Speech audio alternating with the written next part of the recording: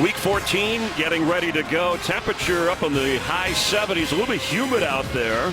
Scattered showers. It has rained much of the weekend here in South Florida as Bruce Arians, first time as the Cardinals head coach, facing the Dolphins. As the Colts interim coach, he beat the Dolphins back in 2012. And there is 38-year-old Adam Gase, who in his first year has developed Ryan Tannehill, who will oppose Carson Palmer. We'll see Palmer first. The Cardinals won the toss and are receiving.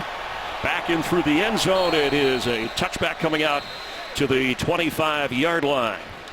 Carson Palmer leads the NFL with 42 pass attempts per game. And this offense, you touched on Rondé David Johnson, 15 touchdowns from the running back position, running and catching. And Larry Fitzgerald comes in with 88 catches, tied for the lead in the NFL. They have to find a way today, Chris, to protect Carson Palmer. He has been hit so many times. He says he feels great, but when you watch the film, he is getting hit every single time he drops back the pass. Keep an eye on Dominic Kinsu and Cameron Wake on the left side of this defense. They got a good game ahead of them, I think. And it is David Johnson who gets up across the 27-yard line on the first carry against that Miami defense that you just mentioned. Kiko Alonso, who leads the team in tackles, is out injured. And Cameron Wake, a lot healthier, getting a career rebirth with 8.5 sacks this year. Yeah, you got to focus on number 45 on your screen, Mike Hall. This guy is very athletic, but he is not Kiko Alonso. He was a dynamic player at middle linebacker. Mike Hall, watch him when he has to line up against 31 today. And Johnson, a receiver, bottom of your screen. He has the football, slips through, and gets up to about the 33-yard line. It'll bring up third and short. You can see the sun peeking through, and we've had that much of the day. There is some rain forecasted for later in the day, but it should be a shower that moves through, and this field drains well. So feet conditions should not be an issue. They were for the Dolphins on the road last week in Baltimore. The footing looks good early.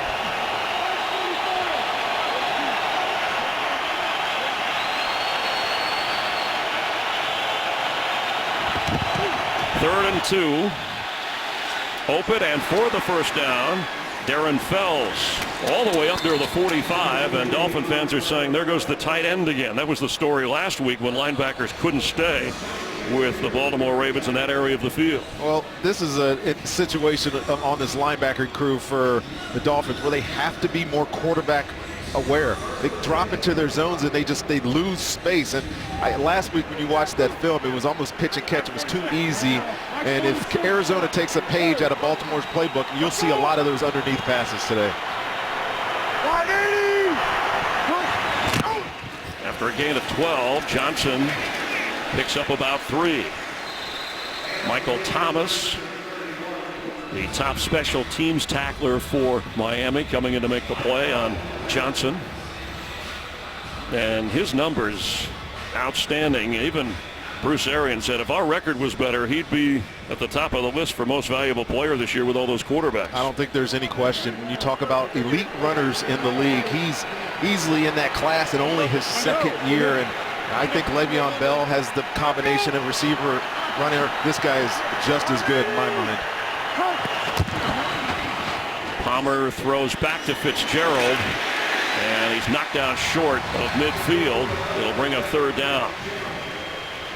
Larry Fitzgerald in his 13th season at age 33, and the streak of catches going all the way back to his rookie year in 2004. Well, I don't think he cares how he gets them, and a lot of them will be that nature around or behind the line of scrimmage. He's such a big body, though, that he can usually make some positive yardage out of those type of plays, and Carson Palmer is very comfortable getting him the ball in those situations.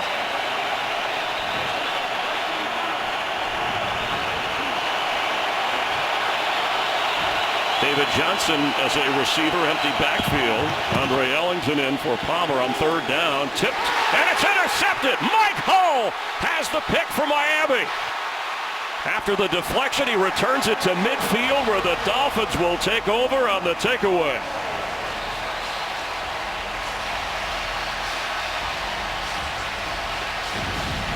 Well, Mike Hall, they say he's really instinctive as a football player, and his coverage takes him there, but give him credit for being ball aware. That's a tough catch for a guy nobody expects to be playing. Takeaway for the Dolphins. Today's game is sponsored by Southwest. Yes to low fares with nothing to hide. That's transparency. Kiko Alonso out with the hamstring and thumb injury, and Mike Hull the start. His first career interception. Grew up a fan of Zach Thomas, another Dolphin linebacker who has the same size as Hull, but also made big plays like Hull just did. Hey, 51's Mike! 51's Mike! Omaha! From the 48 of Miami, Tannehill completes inside the 40 for a first down to Jarvis Landry.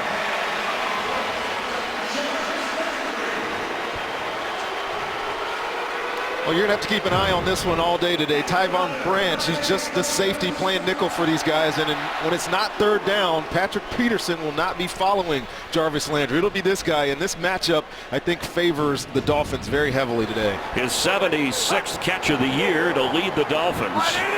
Jay Ajayi into running back after a 14-yard pickup, and here comes a flag. Encroachment. Defense.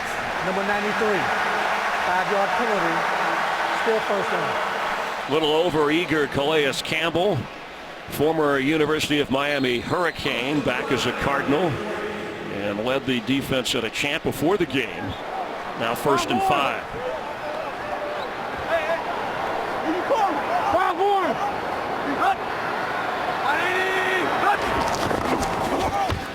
Ajayi for the first down and then out of bounds.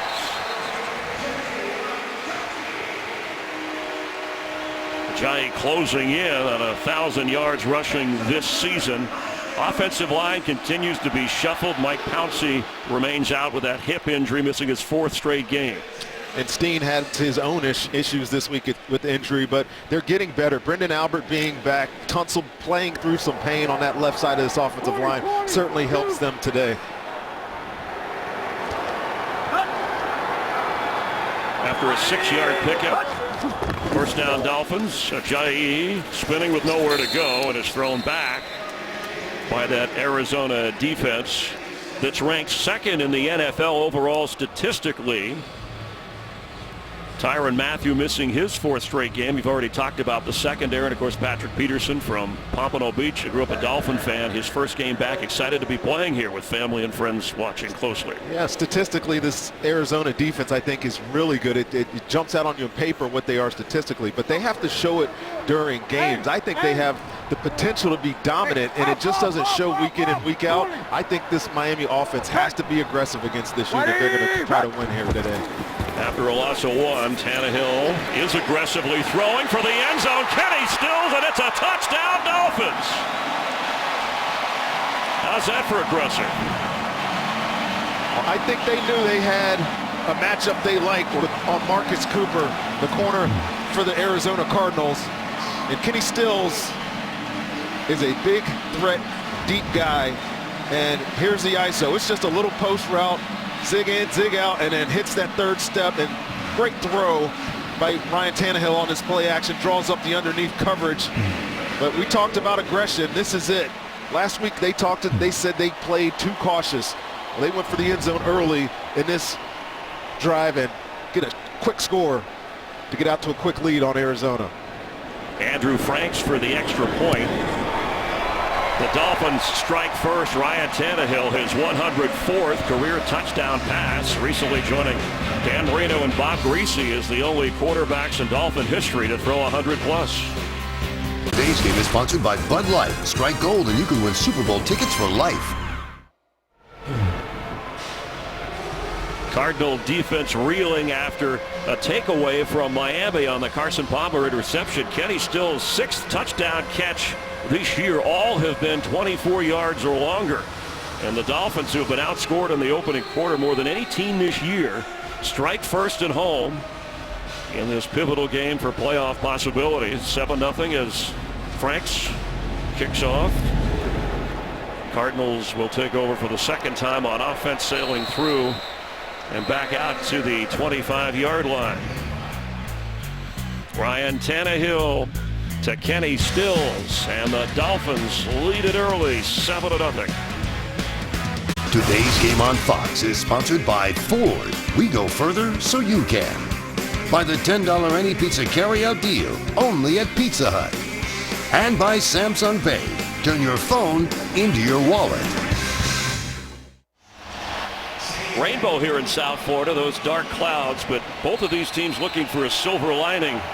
They have to win their games and hope for some help. Regular season running out. Miami leads early, second possession for Carson Palmer as David Johnson carries and gets across the 30. The last two games, the Cardinals had scored touchdowns on their very first possession, something they didn't do in the previous 10, but they had a first down and then the turnover, and then the Dolphins struck. Lots of issues really on this offense, Chris. Starting games fast. You mentioned last two games they got off to a fast start, but most games you watch, it's like this. They get a couple of good drives going and then all of a sudden they peter out. And that's why they've struggled somewhat this season winning football games, is they just haven't been as efficient as they were last season. David Johnson again, bottom of your screen as a receiver, and coming across, he's got it for a first down. And they don't rest him at all because, as his head coach said, he's a young guy. He'll celebrate his 25th birthday. He wants to play every down, and they leave him in. Well, this guy can do a lot of different things. Lines up. He's clearly a wide receiver here, not motioning out of the backfield. He's on a corner. It's on Byron Maxwell, and it does not matter. Carson Palmer has utmost trust in this guy as a receiver, and he will not be shy of throwing to him no matter who is covering the guy. Pick up of 14. David Johnson, 28 touchdowns in 28 career games. This is 29th game in the NFL. And they hand it on a receiver running around. J.J. Nelson is loose. And J.J. Nelson will tie this game, pending the extra point.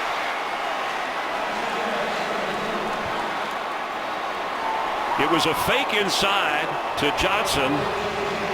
And Nelson, the speedy second-year receiver, took it and ran through the Dolphin defense. Well, everybody has this play in their arsenal. You just don't expect it to gash. Good blocking on the other side of the formation, though. And then it's just J.J. Nelson being diminutive but very, very fast. Breaks down that angle of Bakari Rambo and just gashes them to the end zone. That's a fast start for Arizona. They wanted it on this first drive. Well, they got it on the second one. A run of 56 yards. Nelson, who has 3 receiving touchdowns, dashes in with the extra point from Chandler Catanzaro. High snap, and it's not good. They have had special teams problems from field goals to punters, and it is not a tie game. High snap. Off the mark. J.J. Nelson, his 6th career rushing touchdown, but Miami still leads. Aaron Brewer with the high snap. The holder, also the punter, Drew Butler, tried to get it down, and then Chandler Catanzaro missed the extra point. And the look from the kicker. And Butler's had problems punting the ball. They brought in some punters this week, but one of the ones that they liked was not a holder, had not held for kicks before. That's the reason he was signed to the practice squad, maybe not active today. Yeah, it's hard to put that one on the punter, on Drew Butler. Snap was not good. You saw that little hesitation and Catanzaro going up to the ball. Clearly the misfire was because of that. Sails through the end zone over the head of Jakeem Grant. Kenyon Drake also watching. Dolphin offense comes out to the 25-yard line. Last time they had the takeaway from Arizona off the interception. Tannehill went right to the air and threw the touchdown to Kenny Stills. J.J. Nelson touchdown run on a receiver run, and that's where we are with that missed extra point.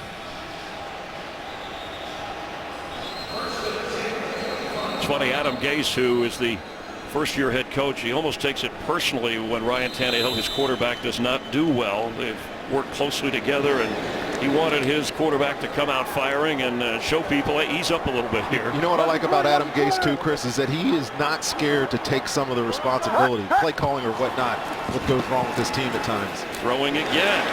Ajayi to the 40 and a first down. Yeah, he said they were too cautious last week in Baltimore. We have not seen that from this offense in the opening quarter. Well, they certainly have the talent in the quarterback. You know, he can make all the throws, and I like the way he reads defenses. Look at his go through his progression here. Knows that he can come back to his check down. Jay Ajayi, who's going to break at least one tackle. I don't know if I've seen one guy take that guy down all season. So as many touches as you can get to this guy, the better for the Miami Dolphins. Hey, green 7. Green 7. Hut. Hey, Mike's Mike. 20. Omaha, touch.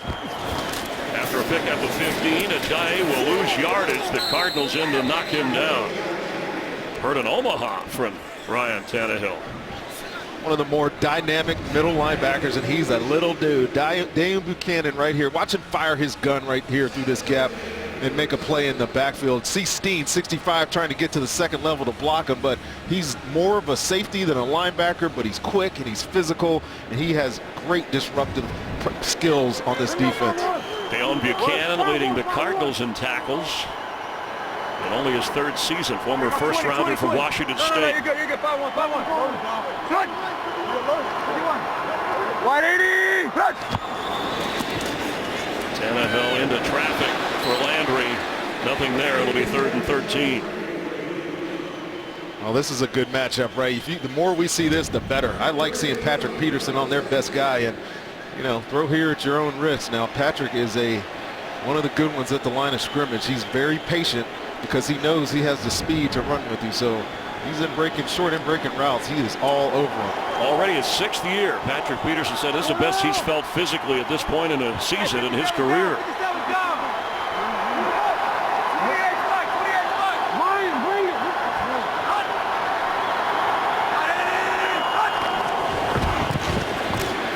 For Tannehill, and that looks like Marcus Cooper.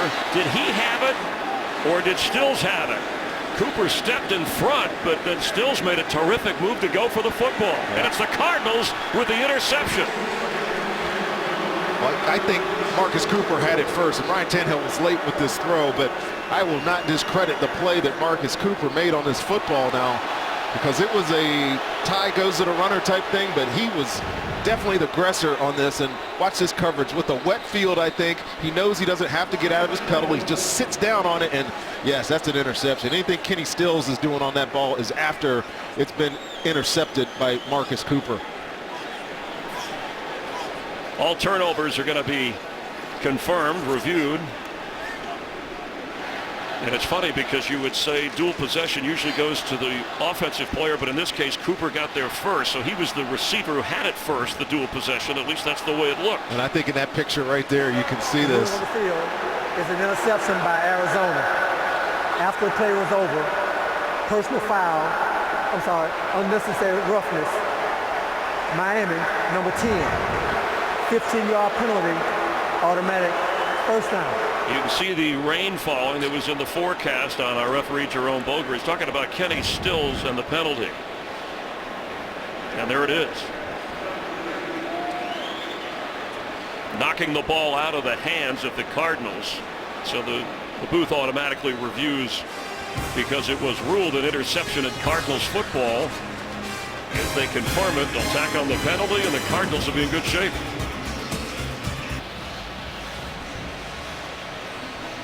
Ruled an interception on the field. After reviewing the play, the rule on the field stands. It's Arizona's ball, first down. We now will force a 15-yard unsportsmanlike conduct penalty. Arizona 1st and 10 on the 33-yard line. And Mike Pereira, our rules analyst on Fox, looking on. Mike, it's who gets it first, not who has it last, correct? Yeah, that's correct. This wasn't reviewable until 2 years ago. In order to have a simultaneous catch, both players must get possession of the ball at the exact same time. If one gets possession first, then he gets the ball. This one's as close as I've seen, which is why they came out and said stands, but I certainly agree with that decision. All right, thank you, Mike. Watching all the games for us on the NFL on Fox to bring us closer to an understanding of the rules. David Johnson carries the reins. The ball's out, and it's still loose, and the Dolphins are on it.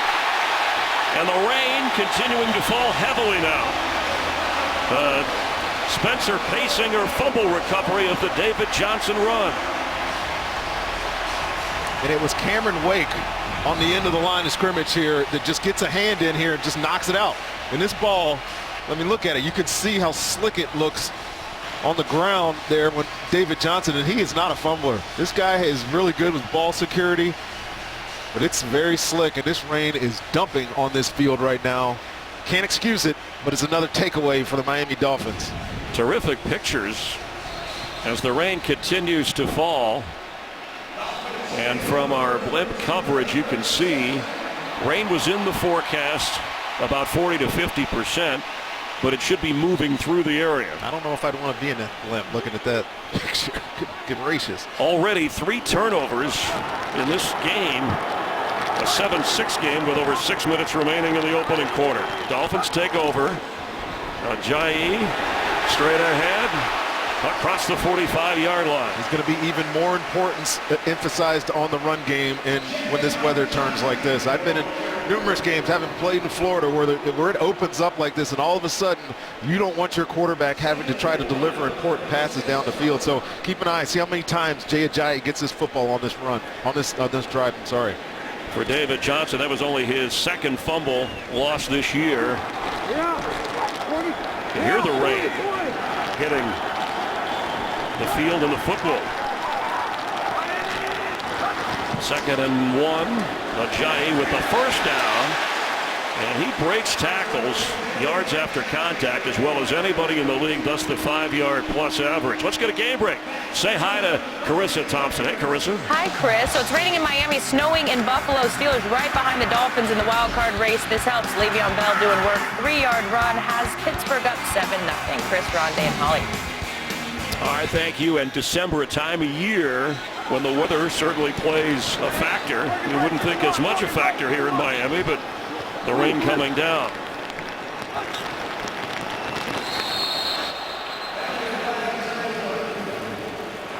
False start. Offense, number 80. 5-yard penalty. Still first down. Deion Simpson, I know that was me, so it'll back him up and be 1st and 15. A little sloppy. Carson Palmer told us when we asked about this kind of weather, he said, remember, I played in Cincinnati in that AFC North where you play in Pittsburgh and Cleveland, so this kind of weather doesn't bother me. Yeah, but it's sloppy. You can just see. I mean, look how hard this came out of nowhere, unless you were outside the stadium and saw it, but it's going to be a factor, I think, going forward. Ajayi trying to find a block and fights just to get back to the 46-yard line. Marcus Golden making the play. That quick turnaround, Marcus Cooper with his 4th interception, and then Paysinger the fumble recovery, and that's how the Dolphins got the ball back, leading 7-6.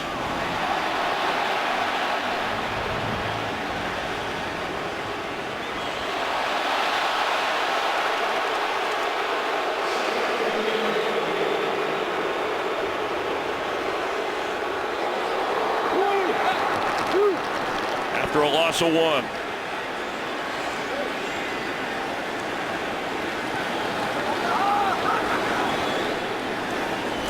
Tannehill under pressure, throws on the run, Stills at the 45, held on, sliding down with the catch. This is a really good play by Ryan Tannehill, and now you see him out of the pocket more than almost any quarterback in football, and he does a great job looking inside to deliver these footballs. A lot of quarterbacks look to the sideline and make the easy throw with their momentum, but he has such a great arm. He could throw across his body and throw it accurately. You saw an example of it right there. Third down and 9. Tannehill has started all 77 possible games since his rookie season of 2012. Stills in motion. Floats one. And catch cannot be made by Ajayi. He might have scored, and he hauled that in on the fly. Just a little too much weight on this pass. He had a great natural pick on Tony Jefferson, who was trying to cover Jay Ajayi, and if just a little bit off of that, that would have been a walk-in touchdown for the Dolphins. Matt Darr will come out to line up for the punt. Second year from Tennessee. Has not had a punt blocked in the NFL. And Patrick Peterson is back at the 10-yard line.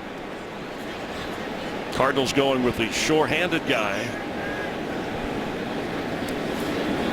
With the rain coming down and a slick football. Peterson lets it go, and it's down inside the 10. Gray on the special teams play. Cardinals escape the lost football. Their defense keeps Miami from advancing here in the opening quarter. Let's quickly head down to the field. Say hi to Holly Saunders on the field conditions. Holly? Hey, Chris, I think you might have cursed us mentioning that rainbow earlier, but we've received over an inch of rain in the past 24 hours here in Miami, and you can see it continues to come down. I'm getting my third shower of the day down here, but you mentioned this field, it drains very, very effectively. So effectively, grounds crews actually don't even cover it. But again, this field has received a lot of moisture. I talked to some of the field goal kickers before the game. They said that their footing is a little bit off because the ground, they call it, they say it's a little loose, guys. It's hard to get their footing. Keep an eye on that. All right, thank you. As Johnson carries, so a cleat adjustment may be necessary. Yeah, this grass is genetically enhanced.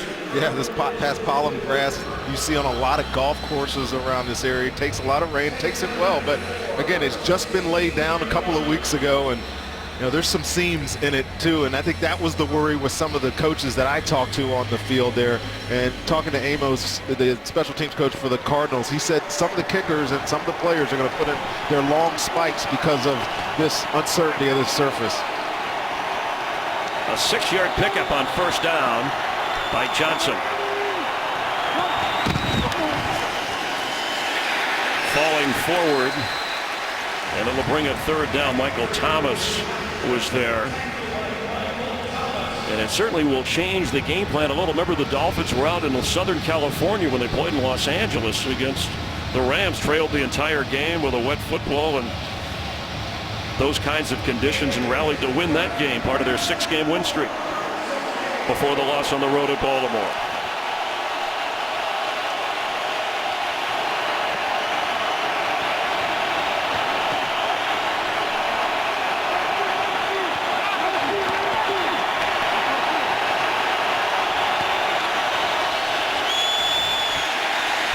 Throw, and that's intercepted. Bakari Rambo down to the 10 of Arizona.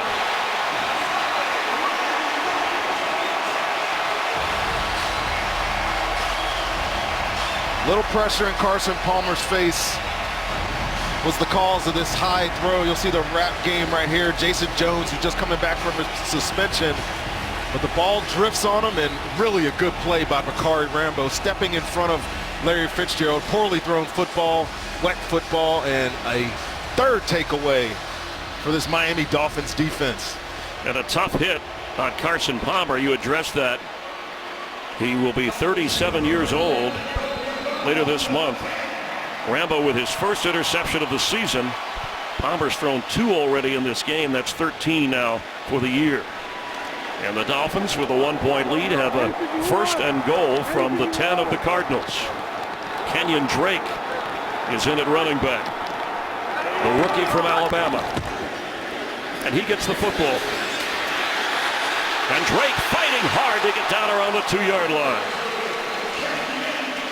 A tough run by Kenyon Drake there. He comes into the football game, and he immediately puts his influence on this, and he gets to the second level of the Cardinals defense here. He puts his shoulder down trying to get to the end zone. And Tony Jefferson's a good player, so is Daniel Buchanan. He goes right through those guys, gets down to the 2.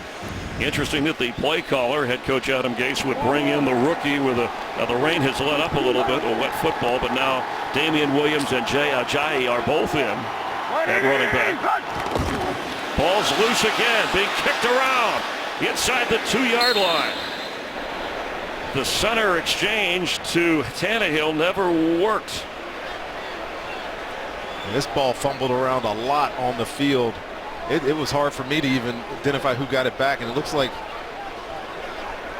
Jay Ajayi came up without the football, and I think he's the only Dolphin that was in that pile.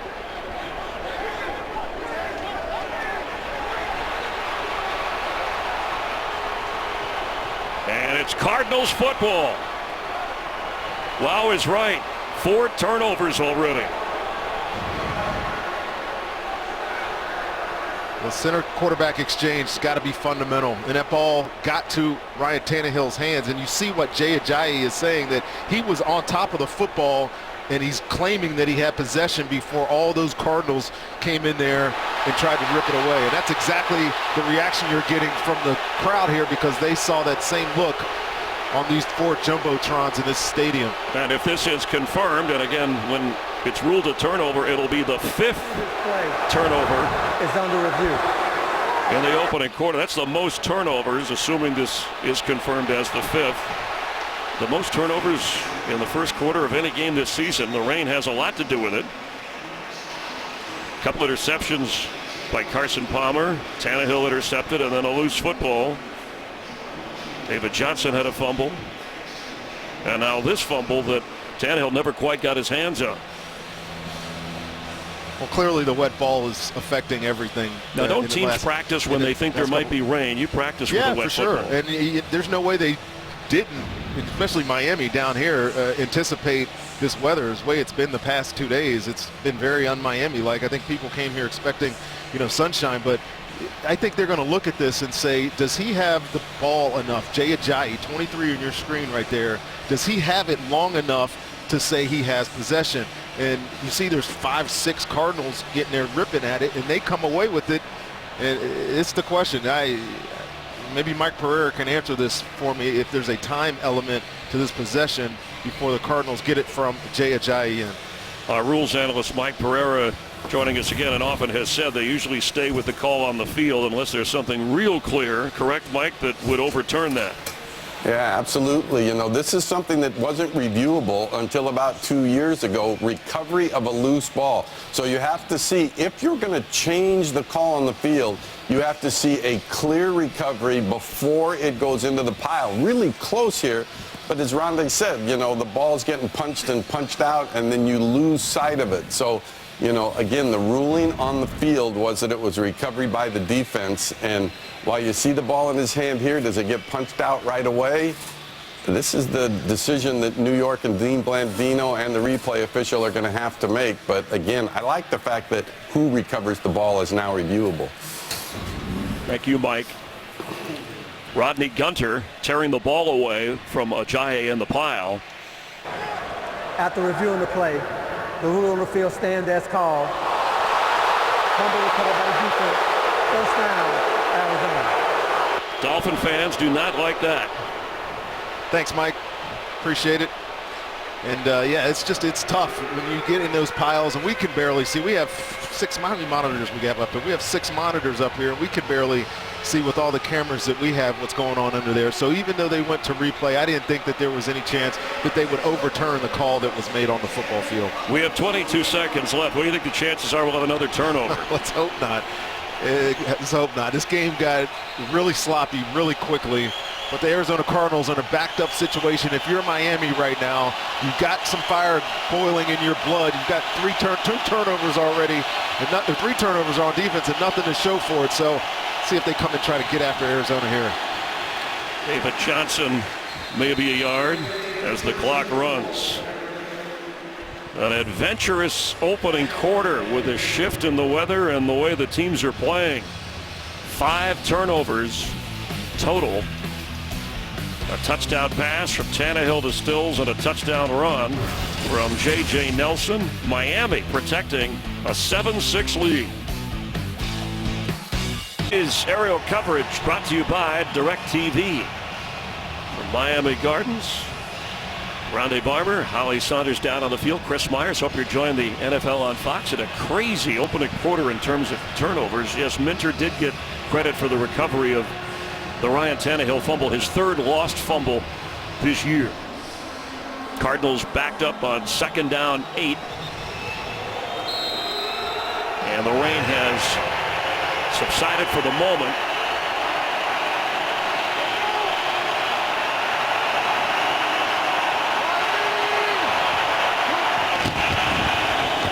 Pollard from his own end zone, off the hands of his tight end Jermaine Gresham.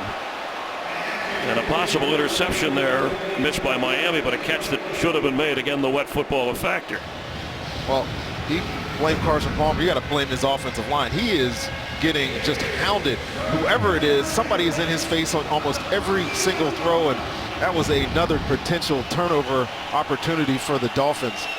There's Earl Watford, who is starting back at right guard position. His head coach said, you want to get paid, you get up there and block somebody.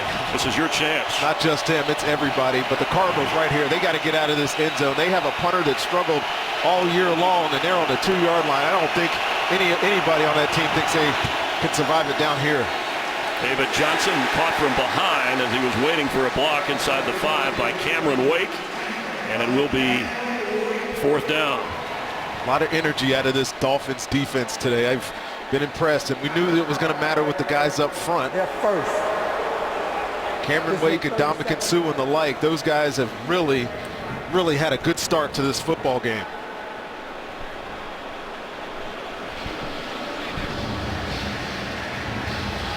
Well, for two teams that want to play meaningful football in December that keeps them in the playoff conversation, we can blame the weather, but what else for the 5 takeaways? Is that more great defense or sloppy offense? I think sloppy offense. You know, the snap fumble is inexcusable, especially when you're on the cusp of scoring a touchdown there. But Carson Palmer has not protected the football well at all this year. You go back to last year when he was an MVP candidate, and he was so good with the football. This year, whether it's the offensive line or whether it's whatever is going on, the receivers with drops, they have not been able to get the same type of production out of their quarterback, and they are struggling again here today. So there was a timeout, Arizona, as Drew Butler will be watching, and that was a no play on 3rd down. So now Jason Jones tipping the Carson Palmer pass, and we will see the Arizona punter. Jason Jones right there, 98, and this one's going to get in the hands of David Johnson, and watch out, but another fine defensive play by the front of this Miami defense. Jarvis Landry back. Drew Butler, as a flag flies the minute he booms this kick, and it's a good kick. Back inside the 40 of Miami. Across midfield. And what a return on a kick that sent him way back inside his 40-yard line. Landry, pending the flag, we'll see, would be in Arizona territory. And just for clarification, that previous timeout by Arizona, there was not a play. That's why we had that 3rd down pass. Seemed like an extra play in there, forcing the punt after it was incomplete. Illegal motion. Kicking team. Number 10 and 28 were in motion, did not get set prior to the snap.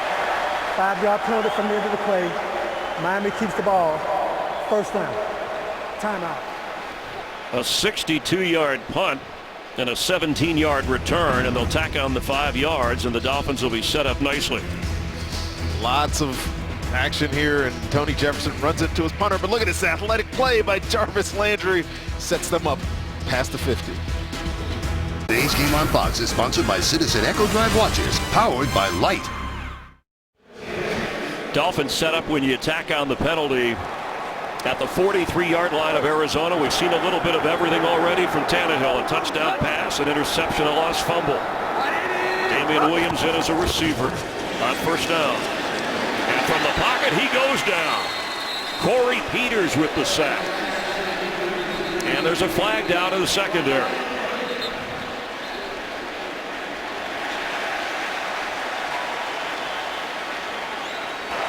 While the quarterback was in the pocket. Holding. Defense, number 41. 5-yard penalty. Automatic 1st down. Marcus Cooper, the call. He had the interception earlier. Watch that matchup at the top of the screen right here. And it's Kenny Stills, and good action at the line of scrimmage, and they're calling that pass interference. I think Kenny Stills went to the ground on his own. It's a ridiculous penalty, and Corey Peters doesn't get his sack because of it. That is just over-legislating the football game. You do not need to. That is ridiculous. And what a swing from a sack and loss of yardage to a 1st down run from Ajayi, who's into the 25-yard line of the Cardinals. We know what this guy's going to do when he gets the football. I don't know if I've seen it. I said it earlier. One guy tackled this guy all year. Gets in a perfect situation with Chandler Jones to make the tackle, but runs right through that, gets to the 2nd level, picks up positive yardage for the Dolphins. He had 111 yards week 9 against the Jets, but has gone 4 games without 100 during that time. Closing in on 1,000 for the season. After a 13-yard run, Jarvis Landry with the catch. And out of bounds with another Dolphin first down. Good picks and bad picks in the NFL, right? This one is within that line, that 1 yard line that you have to get this, and see 27 there get knocked off by Devontae Parker and opens up lots of room for Jarvis Landry. Spotted at the 13-yard line. Damian Williams, top of your screen, empty backfield. Running back / receiver. Tannehill on the move. Will keep. Out of bounds. Spotted inside the 7-yard line. That was a good job by this Cardinals defense. They dropped off in the zone. They've been playing a lot of man-to-man coverage. You had Devontae Parker there at the top of your screen, matched up on a linebacker, but Ryan Tannehill, because he's so athletic, such a good runner, pulls it down, makes the right decision, protecting the football, and picks up a positive yardage on first down. After a 7-yard gain, he's the second leading rusher on this team, averaging over 4 yards a carry.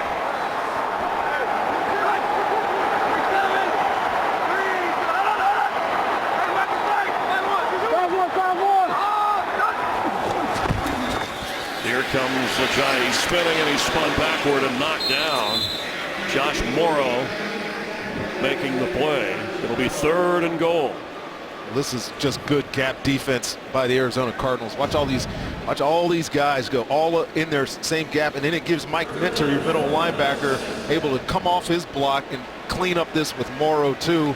Good team defense there by the Cardinals.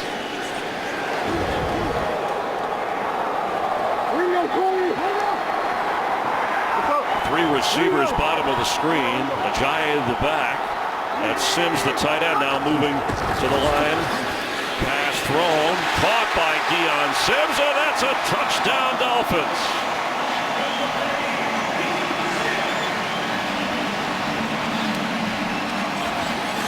Oh, this is Devontae Parker doing his big tight end a favor. Yeah, Cardinals were pointing afterwards to a certain area.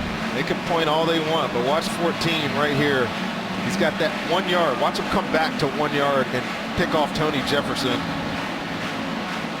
Great play design by Adam Gase. Great execution by Jarvis Landry. Touchdown, Dolphins. Andrew Franks to try the extra point. Catanzaro has missed one, the 56th missed extra point this season in the NFL. Franks has not missed a point after, and the Dolphins expand their lead 14-6 on the Deion Sims touchdown. Tuesday, the #1 team, Villanova, up against longtime rival Temple. Big East Hoops tipping off on FS1 at 7 Eastern Tuesday night. Bruce Arians, former head football coach at Temple. I'm sure he'll be tuning in between watching film. Between laying into his offensive line is what it's going to be between. They've on this drive, pay attention to this offensive line. They have been struggling since the opening series of this football game. If they don't start to shore up, as much as this team likes to throw the football, they're not going to have a chance to win this thing. Frank's kick. Andre Ellington downs at 25-yard line. Well, we started the broadcast about what was at stake for both of these teams, who can't afford a loss given the playoff picture, and with the Dolphins holding the lead in this game. And the Patriots are watching this closely too. They play Monday night because a Dolphin loss and a Patriot win, and they clinch their 8th straight AFC East Division title. But Miami's alive in the wild card picture with an impressive 7-5 record at this point of the season. Well, it's definitely close. I mean, they're always playing bridesmaid to New England, right? Until they falter, they don't have a chance to win the division. But with Pittsburgh and some of those other teams with some tough games down the road, it's this guy, Adam Gase, and this offense and the way they're playing on defense today. I don't be surprised if they're able to make a run, Chris. Contrasting styles. Gase didn't want to talk about playoffs. Bruce Arians, his team said, hey, We know we have to win to make the playoffs. On first down, Palmer's throw. Catch made. Michael Floyd on the grab. Let's get a game break with Kurt Menefee. Well, Robert Kelly's only started the last 5 games for Washington, but this undrafted rookie from Tulane has really made a difference. This tough 22-yard touchdown run gives them the lead late in the second quarter over the Eagles, 7-6. Chris, Rondé, and Holly. Thanks, Kurt. Washington in the NFC East battling the Eagles. That's the picture. What a game Sunday night with the amazing Cowboys going up against the Giants. Giants the only team to beat Dallas this year. As the rain comes down, here comes a flag. It's one thing that has to be difficult, too, for players, the fact that it's off and on. 1 minute is raining, next minute it isn't. And the slick football. Already had 5 turnovers in the opening quarter. I'm not sure who this is on. I think there was encroachment on the defense, but the offensive line clearly moved when he was in there. I think they get protection. They don't know who it is.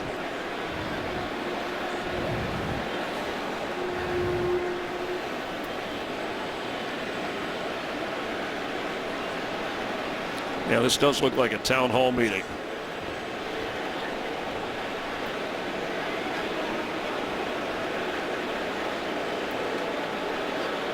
I'm gonna reserve judgment. I'm not gonna say anything. Well, you already called somebody, said somebody was over officious. Neutral zone infraction. Defense, number 93. 5-yard penalty. Still second down. The call on Ndamukong Suh. Ball spotted at the 33 of Arizona. Another wave of the rain hitting the field. If you're wondering, encroachment causes Watford to move.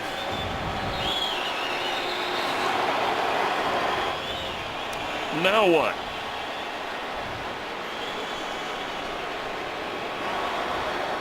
Please reset the game clock to 11:02 and start on my ready.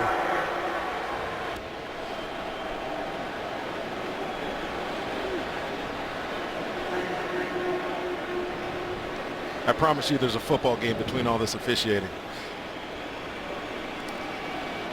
Well, appreciate the fans staying through the weather. This renovated stadium has some great areas where you can step back, grab something to eat or drink, and still enjoy the game. Yeah, nice segue. I know you didn't want to talk about the officials. I leave that up to you. Get Dean Blandino on speed dial, please. All right.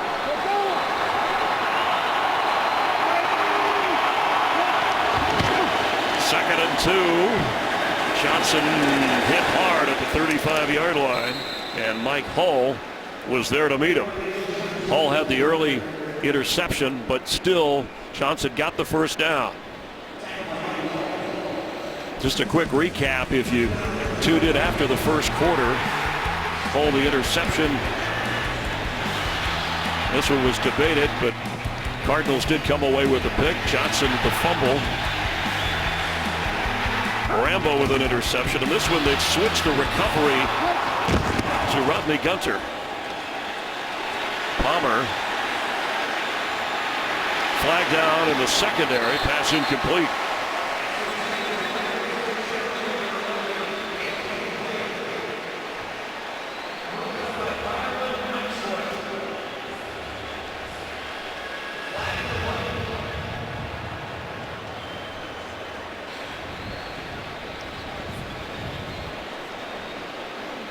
Flag down at the 47, 48-yard line. Well, where they threw it, it's looking like illegal contact on Tony Lippett. While the quarterback was still in the pocket. Illegal contact. Defense, number 36. 5-yard penalty. Automatic first down. That first bump, you got 5 yards. That's clean. That's not. And Lippett, his 10th straight start today, has a couple of interceptions. The former receiver turned defensive back because Xavier Howard, who's back practicing, who has had the knee injury, missing another game for Vance Joseph's defense. First and 10 from the 41 of the Cardinals. Ball is loose. Another fumbled football, and the Dolphins have it. Wow, come on. This is two teams trying to make the playoffs.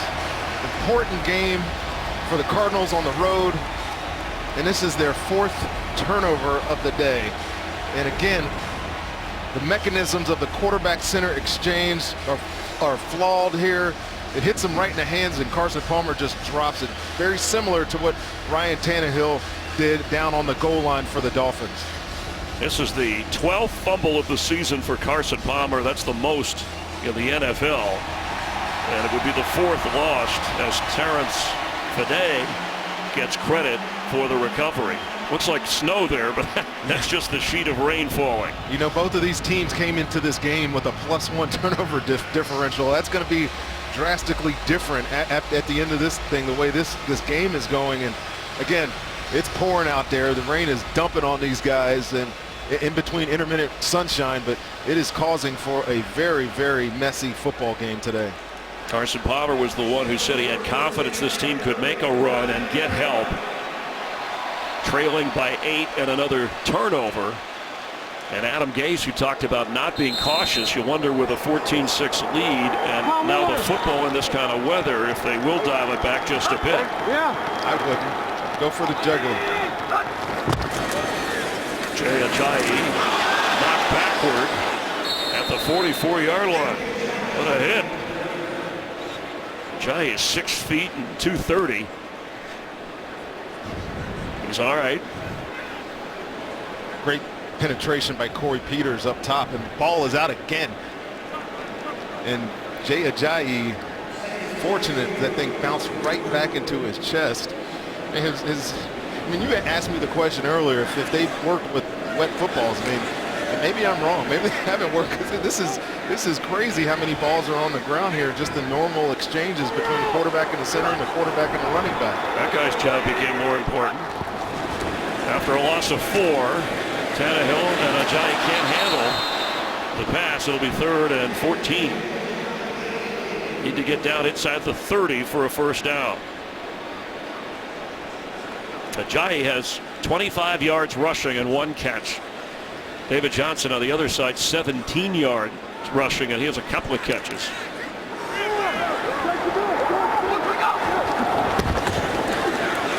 Ryan Tannehill, middle of the field, knocked away at the last moment, trying to go to Jarvis Landry. Tyvon Branch with the defensive play. Well, good play by Tyvon Branch, but this is a result of this wet football, because this ball comes out on time, but it's just, look at it, it's wobbly, it doesn't have a lot of velocity, and it gives 27 there, Tyvon Branch, a chance to come in and close that distance and get that pass defensed. Obviously, the density in the rain slows the ball down through these kinds of weather conditions. Whoa, you were physics? I wanted to be a weatherman along with a sports guy.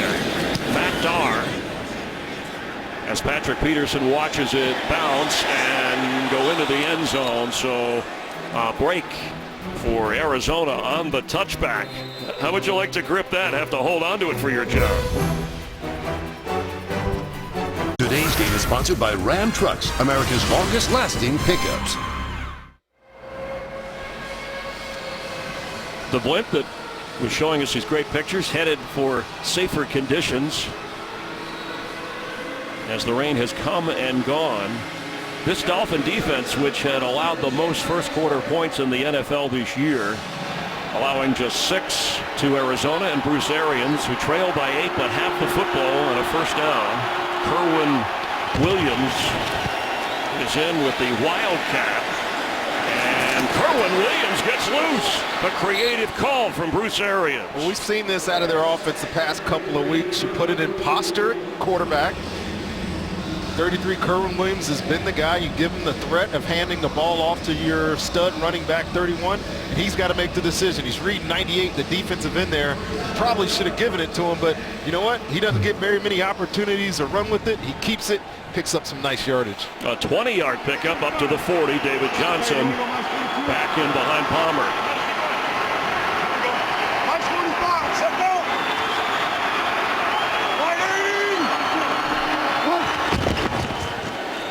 Johnson with nowhere to go. I think we're going to see a lot of these tough type yardages today. This front now of the Miami Dolphins, I think is really, really good. You keep talking about Wake and Sue, but you add in Jordan Phillips and Earl Mitchell playing that other deep tackle, and you get Jason Jones back, who gives some size at that defensive end, a run-stopping type presence. It's going to be difficult for them to turn around and run through the tackles for Arizona. Johnson, 12 straight games with 100 yards or more from scrimmage total yards. He's at 50 total at the moment. And at the bottom of your screen is a receiver. Pass is in a crowd, held onto by Jermaine Gresham, who's fighting but kept back from that first down. And Jermaine Gresham took some unnecessary punishment there. That forward progress was stopped, and he's welcoming it right now. And they're gonna give him the forward progress for the first down, moving the chains. Now he deserves it after all these hits. How many white shirts hit him right here? 7 bodies, it looked like by my count, got a shot on 84, but doing the tough thing, picking up some yardage and getting the first down.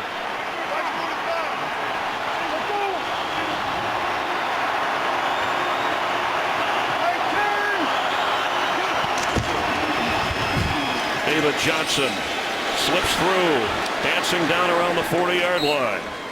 One of his better runs of the day. The rain has let up a bit. Finally got some room inside, and this is exactly the type of runner that David Johnson is. You give him some room, he gives you that little stutter hesitation. Sidestep with the lateral quickness that he possesses, and you know what this guy has really done since he's been in the league is developed into a downhill runner. In college, he wasn't a guy that got behind his pads, but now every time he runs with the football, he is finishing going forward. His best run of the day, a pickup of 9. David Johnson trying to get the first down, and Dominican Sue threw him down. Well, not many guys are going to do that to David Johnson. But he absolutely blows up this play from the get-go. Watching Dominican Sue run right through Earl Watford. Get out of my way. I'm going to make a play on this running back. And bam, stops him short of that line to gain. It's going to be 3rd and short for Arizona. Did not give him the forward progress because he didn't have enough, and Dominican Sue chatting to the offensive line of the Cardinals. So it's 3rd and short.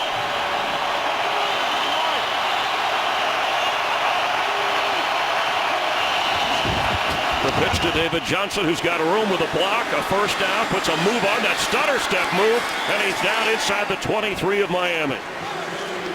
Great job pulling by your left tackle, DJ Humphries here.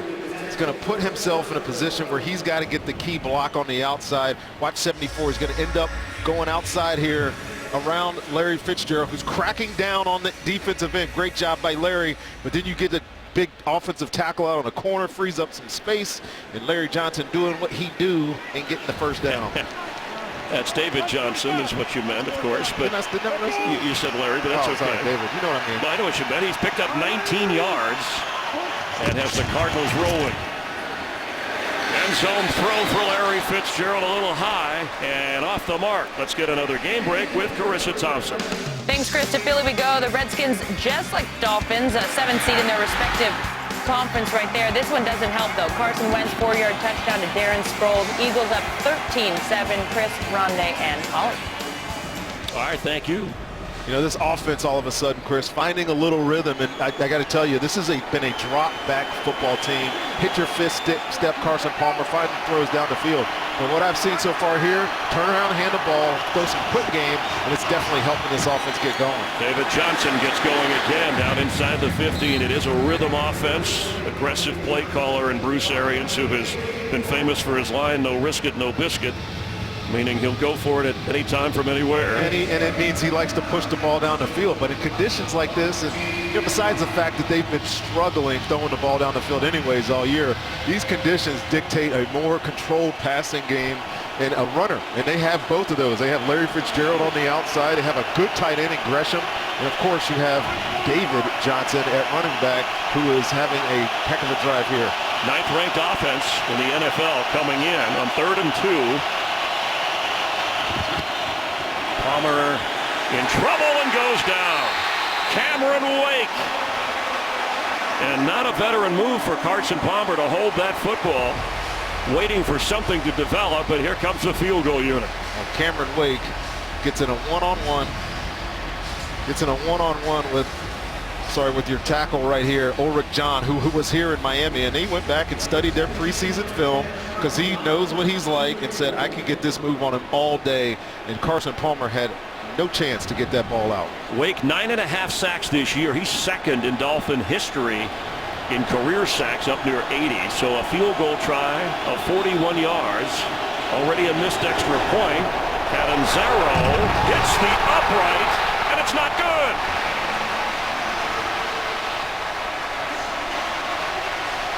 Looked like the snap and hold were okay. Snap, hold were perfect. Catanzaro has got to make this. And special teams problems continue to haunt Arizona. If you're wondering how a Cardinal team that was in the NFC Championship game last year with all this talent does not have a winning record, special teams, missed extra points, missed field goals that are makeable, they add up. Ajayi to the 35-yard line. Under 3 minutes to play here. Talked about it in the open, and it's disappointing. The team this talented can't win. Yeah, you expect them to be back where they were last year, at least to the playoffs, to give themselves a chance to. But man, I swear, the way that this special teams unit has played, you look at their special teams coordinator, Amos Jones, who's been with Bruce Arians a long time, and they got to be searching for answers, not only in the kicking game, but in the punting game and coverage units and everything. Well, they're 1-4 on the road this year, and a bad throw that's behind the line of scrimmage, and it's a live football, and the Cardinals can't get to it as it goes out of bounds. Miami maintains possession. Well, the record for turnovers in the half this season is 7, and this should have been the 7th. Daniel Buchanan had a chance to get this, and hard to blame Ryan Tannehill here. This ball is wet. Watch him throw this, and clearly behind him. He had the guy out there in the flat 14, Jarvis Landry, but now sets up a 3rd and forever. A loss of 21 yards. It'll be 2nd down now, but they're just fortunate make that as the 3rd down, and 27 total with the 21-yard loss, but we are at the 2-minute warning at this point, and Miami is backed up. Follow your favorite team all season long. Go to itunes.com/NFL. After the ball got away, loss of 21.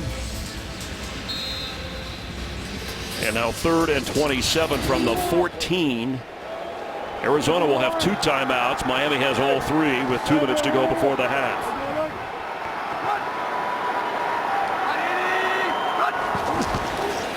And it's Ajayi with a big hole.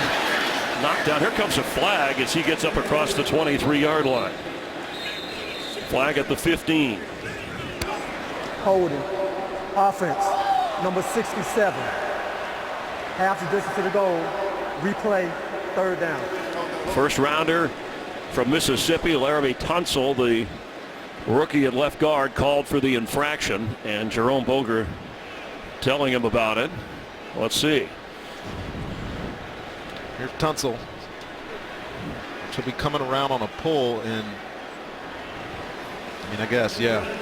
Well, they could have declined it, and it would have been 4th down. But maybe backing them up further, Arians figures, hey, we can go for, if we stop them here, a block punt, make it more difficult. Backed up punch, you're usually guaranteed better field position, so I don't disagree with taking that penalty. It's going to be a screen or a draw anyways. Ajayi gets another chance and goes down, so it works out well for the Cardinals as Calais Campbell makes the stop. And here comes the punting unit as the Cardinals use a timeout to preserve the clock. Arizona will have 1 remaining. Calais Campbell's a beast of a man. Gets an assist there by his other defensive tackles, able to get over the top, but he chases him down. And guy coming back, University of Miami guy. He was a giant then too. He's been nothing but spectacular for the Arizona Cardinals since he was drafted there in the second round back in 2008 by the Cardinals. He donated over $1.5 million to establish a scholarship for defensive linemen at the University of Miami. A terrific move, just like that was on the field.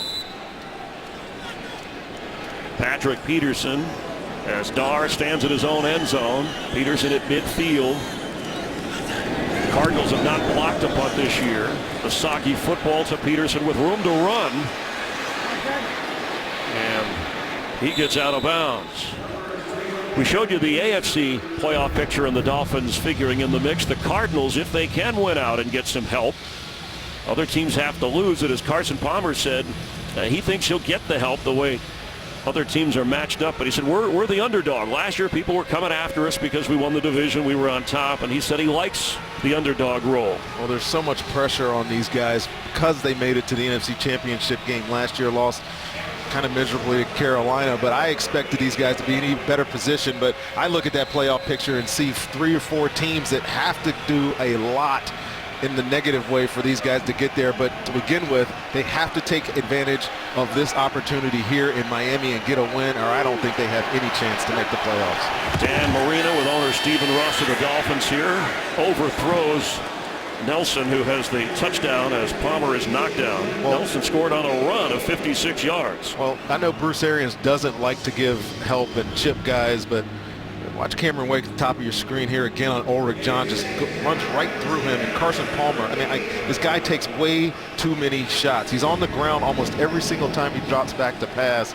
And I just don't know how he's surviving under this type of pressure this year. Larry Fitzgerald has 1 catch today. Came in tied for leading the league in that department. He changed his shoes, put on different cleats after the last series. On 2nd and 10. Palmer for Floyd. Coverage on each side of him, and it's 3rd down. Maxwell was over there.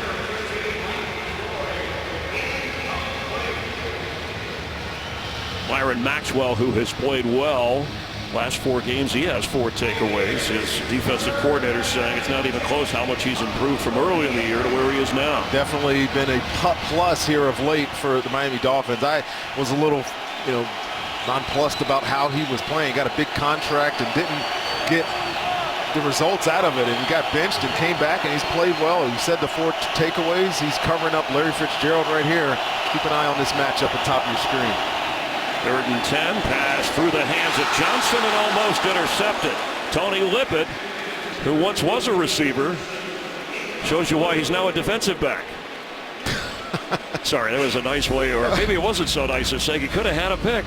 Why do I care? That was a shot, right? Just because you play DB doesn't mean you can't catch. Some of us were like that, not Tony Lippett. It was a tough break because the ball was deflected. Why not have another turnover? I feel like that was a shot. I feel like that was a shot at me, not Tony Lippett. So okay. I got good hands, right? Oh, okay. By the way, we have James Petralka, Rick Odioso, residents of Tampa here working with us in South Florida. Buccaneers play later on Fox in the playoff picture against the Saints. So are they going to try? They have a timeout from Miami at this point.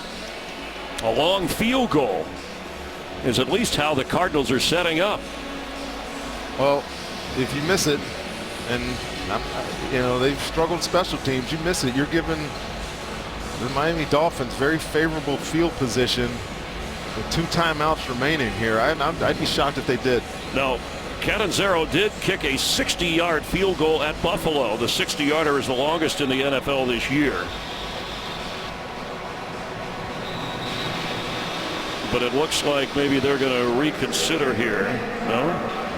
Okay. Catanzaro, who missed from 41.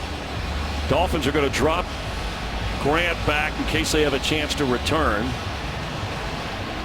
This kick will be 56 yards. The punter's the holder. Earlier, a bad snap cost him an extra point. Catanzaro missed one from inside of 45. It's up there. It's out there.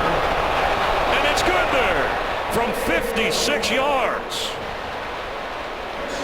Well, that's big. Big by Bruce Arians, showing faith in this unit. The drive stalled out. It wasn't a pretty 3 plays on offense, but snap, hold, kick, perfect, drives it right through the goalpost, and they get to 9 points before the half. Catanzaro, when he was at Clemson, he was in a couple of Orange Bowls in this stadium. One of them against Ohio State. He's had a mixed season, 4 field goals missed. Remember that 6-6 tie with Seattle? It was a crazy game that haunts them still in the standings. But getting points here, and now they trail by 5.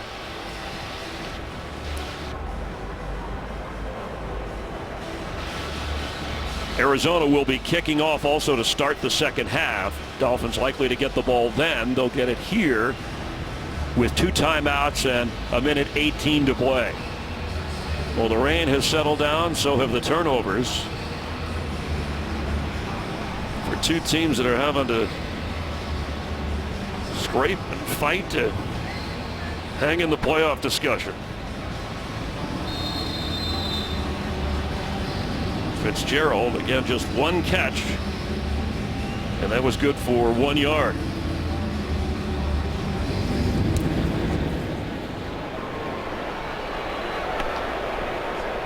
Touchback. Dolphins will take over with those 2 timeouts. Let's check in with Kurt Menefee. Coming up on the Visa halftime, the Broncos and Titans go at it in Nashville, and the Steelers and Bills battle it out in the snow, while the Colts look to give the Texans their 4th consecutive loss. It's all coming up on the Visa halftime. What are you doing? Auto challenge. Almost got it. Oh! Bang! Oh, there you go. That's what I'm talking Too bad about. we're out of time. No, we're not. Y'all got that, America. Just another job for Michael Strahan, right? Stick to your day job, Michael. How many takes did it for them to get that right? That's called analyst pong. Damian Williams is in from the 25-yard line. Dolphins with the lead on the football, and he bounces off 1 tackler, but there's a flag down, and Williams, here comes another flag as he gets all the way up to the 45, but yellow all over the place.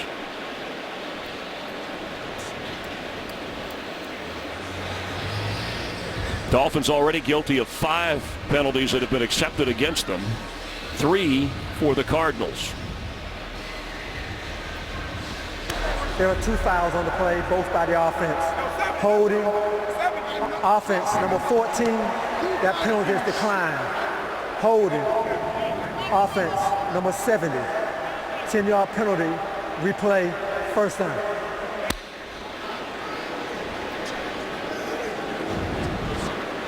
Right tackle Jawan James right here, and you see it. Gets to the second level on Mentor. That move there takes him to the ground. That's the hold. There's another one down the field on Jarvis Landry, but we talked to Adam Gase the other day, and he was talking about Damian Williams, and you see some of his potential. These guys are exciting. Every time you give him the ball, something good happens. He hasn't had many touches today, but keep an eye on this kid. I like him. Not in the game now, though. Or he is in the game. I'm sorry. Still in the game. He's got 5 touchdowns this year, 3 running, 2 receiving. They say he's the best blocking running back they have. On first and 15, he'll get a chance to run. And Marcus Golden with the tackle. Golden, the player that was drafted by Arizona. They wanted to draft Amir Abdul a couple of years ago. And they were on the phone with him, and the Lions beat them to it. So they settled after taking Golden in that round. And in the next round, in the 3rd round, they drafted David Johnson. Fortunate they didn't draft Amir Abdullah. They got 2 good players out of that draft. Marcus Golden's having a heck of a season. He's got 7 sacks. Tannehill is slipping a tackle or 2 and running up across the 30.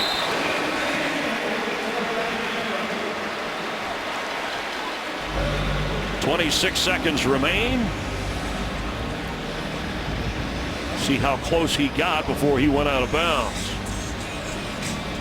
I think he's well short, 4 or 5 yards here of the line to gain for a first down, but it was great coverage on the back end there, and you can tell that he was trying to protect the football there. He could have thrown a ball down the field, but he didn't.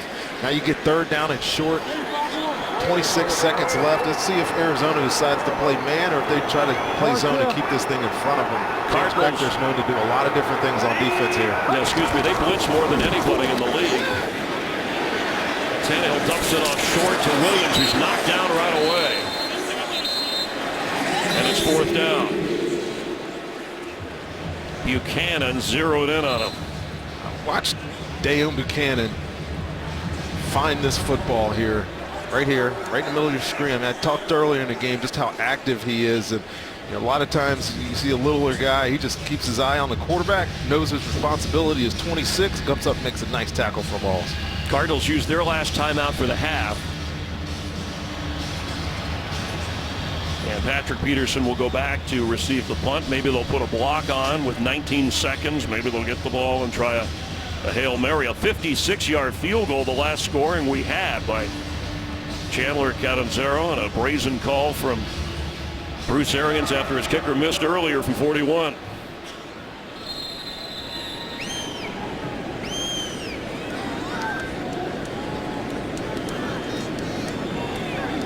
The view that Matt Carr has.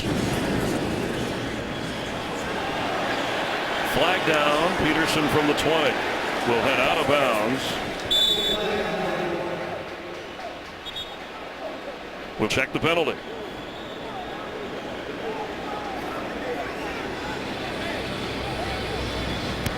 During the kick, holding, receiving team, number 31. 10-yard penalty, still first down. A special teams penalty on the Cardinals. I mentioned their road record this year, Rondé, 1-4. Defense, statistically overall, they're the number 2 defense coming into this weekend, but they've allowed more than 30 points per game on the road, and when they're at home, they allow just 14 points. It's inexplicable. I don't understand it. And, sometimes they've played a lot of games on the East Coast with Atlanta and Buffalo, and maybe they don't travel well. And it's very dichotomous to the way they played last year, right? They had that 7-1 record. It was a big reason they made it as far as they did. When they were on the road. They flew in Friday here in South Florida, trailing by 5 at the half. Let's head to Los Angeles for the Visa Halftime Report. Cardinals getting ready to kick off to start the second half. Dolphins with a 14-9 lead. Today's first half moments brought to you by Head & Shoulders, and the most turnovers combined for 2 teams this season. A total of 6 turnovers, 4 by the Cardinals. It wasn't raining at the start of the game, but it's rained off and on throughout. Fumbles, interceptions, and loose football. Dolphins have been able to handle it better than the Cardinals, and that's why they have the lead as Ryan Tannehill throwing a couple of touchdown passes. And that's today's first half moments brought to you by Head & Shoulders. A good day to use Head & Shoulders if your hair gets all messed up with the humidity. For you. Oh, yeah, that's right. But you can still use Head & Shoulders for other things. All right, so this is the worst for Carson Palmer. 45 yards in the first half, 2 interceptions. The worst performance by him in the first half as a Cardinal. Can he turn it around? Oh, I'd love to blame him, but you got to blame that offensive line. But, yes, I do think he can turn this around. Find some more of those quick, short throws that were successful last week against these Dolphins. And as you look at Miami, he came into this game, and we heard them talking this week about wanting to be playing their best football in December. Well, anybody expecting that is being rewarded with one of the ugliest games I've ever seen. Let's see if that turns itself around here in the second half, with both of these teams trying to make a final push in the last month for the playoffs. Catanzaro, who missed from 41 but made from 56 in the field goal department, drives this to the 1-yard line, and Kenyon Drake, who has a kickoff return for a touchdown this year, will get knocked down as he gets across the 20-yard line. Let's head down to the field, and Holly Saunders. Thank you, Chris. Had a chance to talk to Coach Arians coming out of halftime, and he was hot. I asked him what changes they're going to make. Both teams obviously struggled in the rain the first half. He said, catch the darn ball. I said, how do you do that when the ball is so wet? He said, wear your gloves or take them off. Gosh darn it. So I'm giving you the toned-down version, obviously, but he is very hot. He also said we have to get Larry Fitzgerald, obviously, more involved. Got to get the ball to him more on first downs, guys. Thank you, Holly. And one catch for Fitzgerald. He was targeted on a touchdown that Carson Palmer missed on. Meanwhile, Ryan Tannehill has lost a fumble, suffered an interception, but a couple of touchdowns, has Miami leading. A missed extra point earlier by Arizona. Jay Ajayi knocked down. Dalen Buchanan's been all over the place. Man, this guy is flying around today now. Dalen Buchanan. I talked earlier in the game about not one guy getting this guy down. That is a hit. That is a big man hit on a tough runner. And You talk looking for a guy to set the tone for the second half of this football game. Started on the first play for Arizona. Ajayi came in averaging over 5 yards a carry. He's averaging 2.5 today.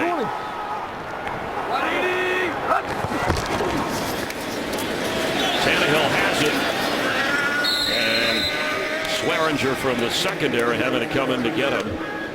Again, the Cardinals playing without Tyrann Mathieu, missing his 4th straight game. May require shoulder surgery on this Cardinal defense.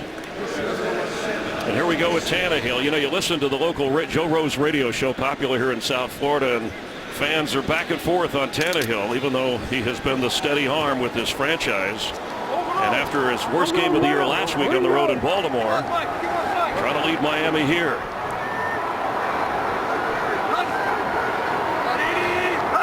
Third down and 7. Tannehill's pass is caught by Jarvis Landry. Can he get the first down? Yes! And there goes Landry. Jarvis Landry inside the 5 of Arizona.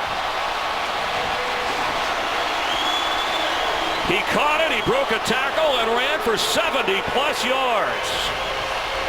What did Patrick Peterson tell us about Jarvis Landry? He loves the way he plays. He plays like he's 6'6", and on this play, there's not a guy to get it down. Tyvon Branch has got to get him to the ground. Tony Jefferson's got to get him to the ground, but he's such a tough runner. Stills with a nice block. And a good block down the field, yes, by Stills, and got to give Swearinger some credit for giving him some grass to defend there, but a big play for the Dolphins on offense to start this second half. Tannehill to Ajayi, and that's a touchdown. There's a flag down as soon as Ajayi got into the end zone. He doesn't know it yet. Holding. Offense, number 65. 10-yard penalty. Replay. First down. The call on the center, Anthony Steen. We also have an injured Cardinal. It looks like Adam Buchanan. Well, this is going to frustrate Adam Gase with this holding call on this touchdown run, but more importantly for the Cardinals is Dane Buchanan on the ground here. We'll take a look and see what's going on with his ankle there. Today's game is sponsored by Southwest. Yes to low fares with nothing to hide. That's transparency. By Chevrolet. More 2016 J.D. Power Dependability Awards than any other brand. And by the new Bacon King sandwich, only at Burger King.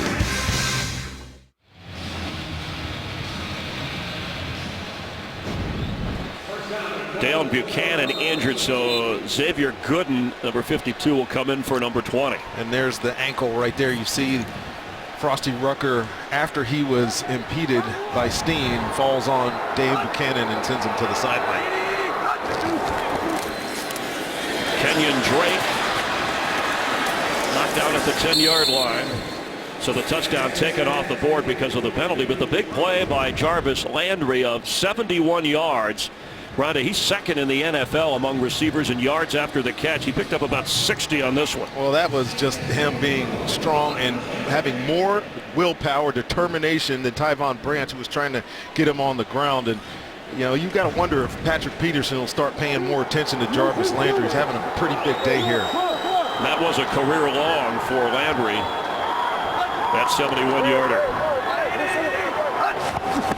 Second and goal. Tannehill to Stills, who tries to put a move on, and a couple of Cardinals keep him out of the end zone. It'll be third and goal. It was Swearinger and Cooper who didn't bite on the fake. And that's Cooper who's down.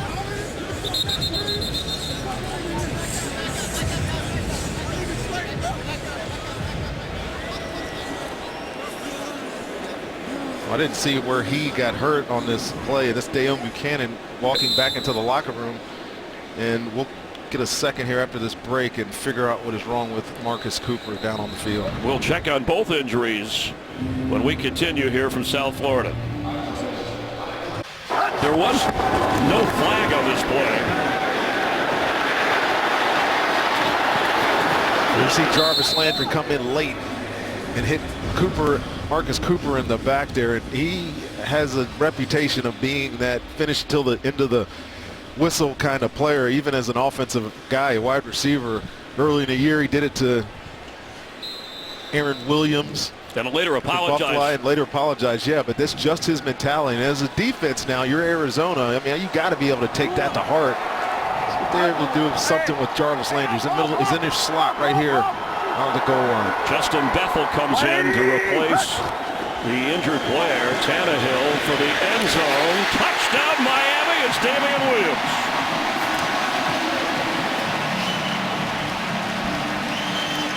Offense does a lot of swap action out of the backfield.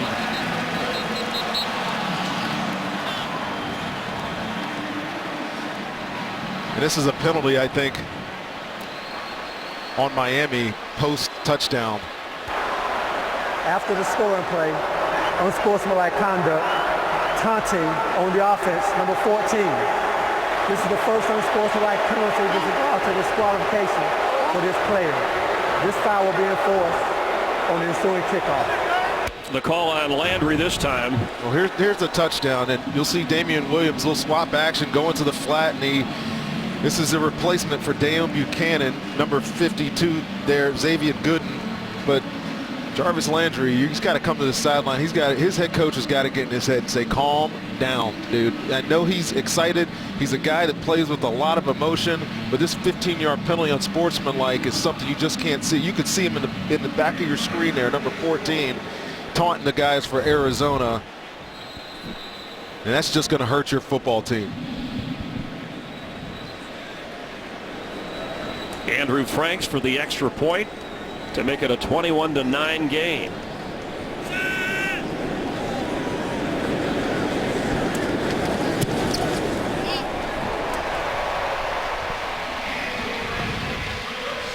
Ryan Tannehill with his third touchdown pass today. Adam Gase wanted to see how his team would rebound after that tough loss last week. We're seeing it. Today's game is sponsored by Verizon. It's always a great gift on Verizon. Okay.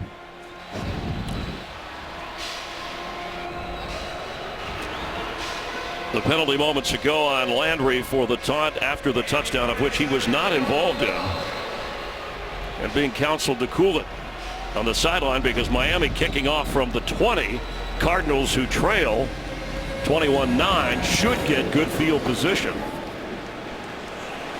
Britton Golden, who can fly, has it. Straight ahead, just short of the 30-yard line. Carson Palmer will get the football for the first time here in the second half. Coming up next, America's Game of the Week and a Cardinal loss with a Seattle win, and the Seahawks lock up the NFC West. But the Packers and Aaron Rodgers hoping for other ideas. They want to run the table and make that game against the Lions at the end of the year mean something for the playoffs. It's part 2 of our NFL on Fox doubleheader coming up after here. Also the Buccaneers and Saints. Some of you will see that game. Tampa Bay in the playoff picture with a record of 7-5. David Johnson, and gets up across the 35-yard line. Well, it's time for Arizona to get a drive and answer these points here to start the second half. They've been such a sloppy football game up front for the Cardinals. Turn around, hand this ball off to David Johnson. Let him be the bell cow today because the field's sloppy. Carson Palmer is not having his best day, unassisted by his offensive line. John Brown, who has been limited because of these sickle cell trait and hamstring problems, number 12, who's a game changer at receiver, is in on 2nd and 3. They're going to try and run, but nowhere for David Johnson to go. You get a predictable running situation, and give Vance Joseph, the defensive coordinator for Miami, credit. He brought a zone pressure and just stuffed this run in the backfield. Sets up a 3rd and long, or 3rd and 7, I should say, for the Arizona Cardinals. And this defense looking to get a fast start. It's got a perfect situation here.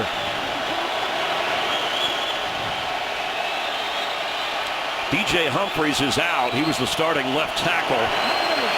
John Wetzel's moved into his spot. Earl Watford at the right guard. Palmer hits Johnson. He splits a tackle, but is brought down short of the first down. Let's check in for an injury update with Holly. Yeah, Chris, 2 Cardinals headed to the locker room. Dayon Buchanan with an ankle injury and Marcus Cooper with a back injury. They are both questionable right now to return. Chris? All right, thank you very much. And the frustration for Bruce Arians. Jarvis Landry back to receive the Drew Butler punt. Waits for the fair catch and has it around the 16-yard line. Dolphins march in for a touchdown to start the second half and have the football once again, leading it home against the Cardinals. Seen them dominate the gridiron, but can the Barber brothers handle a cast iron? I need you to do well today. All right. Handle your business. It's athletes versus rock stars. This is going to be a slaughter. OMG. MasterChef Celebrity Showdown, January 2nd on Fox. Athletes and rock stars. You're both. What is? I'm not a rock star. How'd you and your brother do, TK? By the way, is that Gordon guy as rude? He's actually nice. Nice guy? He taught me a thing or two. Well, good. We look forward to the show and the competition. If you love cooking, high snap. Tannehill, creative as he runs across the 16-yard line. Well, he saved this one, Chris. This ball is going over his head. Another poor delivery between the center and quarterback, but his athleticism does him a favor right there and smartly gets down before he gets drilled by Mike Minter. He's the second leading rusher for the Dolphins today with 20 yards on the ground. Ajayi only has 31. But 3 touchdown passes, an early strike to Stills. There's Mike Pouncey, who is out again, and a smile there, but there are some deep concerns about the long haul. He keeps saying he wants to play every week. Between the hip and seeing specialists, there's some long-range concerns. Pass is caught by Devontae Parker, who showed some toughs last week with the back problems. He toughed it out against Baltimore and got a hit here today with his first catch. Well, Ryan Tannehill takes a shot here after the pass. Free blitzer. Nobody picks him up. Good job by him finding the open receiver and getting out of his hands before he was sacked.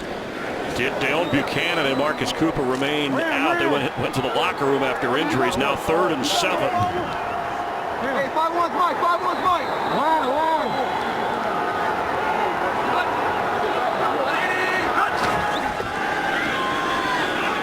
Pressure coming. Tannehill's throw right on target. Stills with the first down, short of the 34-yard line.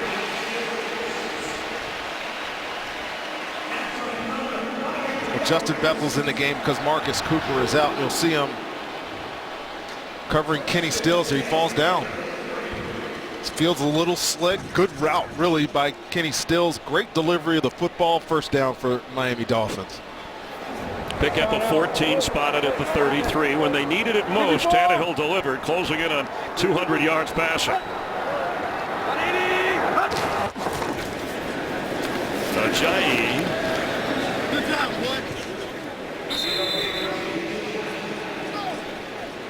And when we talk about fans, are they the acceptance of Ryan Tannehill now in his 5th season. First-round draft pick, a guy who didn't play a lot of quarterback in college. Look at the numbers and the names. That's up to date, including today's numbers. Well, they need to accept that he is what he is. I mean, he puts up a lot of yardage. We've talked about this when we've had games in the past with Miami about why people doubt him. He's putting up the numbers. He needs help around him, and he's gotten that so far this year with Jay Ajayi. I think Adam Gase is a great quarterback help kind of guy, and he's definitely benefited from this season. Ajayi fighting just short of the 40-yard line. And the clock running. Just over 6 minutes to play. A long drive, a big play to Landry. Set up the touchdown to start the second half. The Dolphins are chewing up the clock and protecting a 12-point lead. Well, to me, Chris, they're playing like they're showing that urgency. They're showing that want to get to the playoffs despite some of the early setbacks that they had in this football game. They've been the better team here in the second half, I think, very clearly. 3rd down and 4.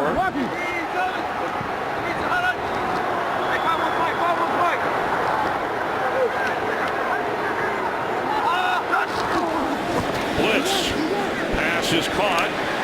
Right away, tackle made on Deion Sims by Tony Jefferson, and it's 4th down. It was a big league tackle there. That was, and we've seen them with some tackling issues so far today, but Tony Jefferson now is having a great season at safety.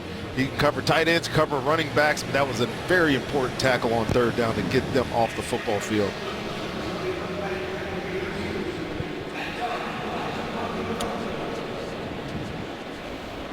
Patrick Peterson standing back at the 10. Matt Darr at his own 26-yard line.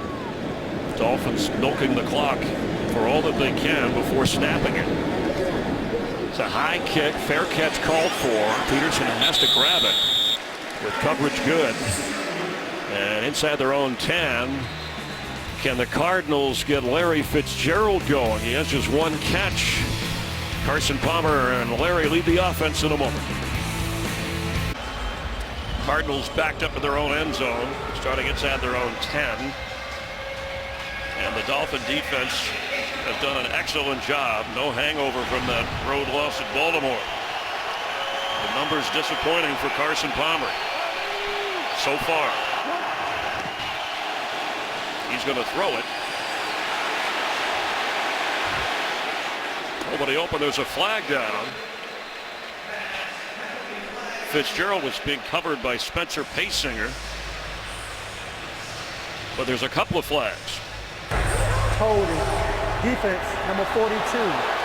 5-yard penalty, automatic, first down. And that's on Paysinger.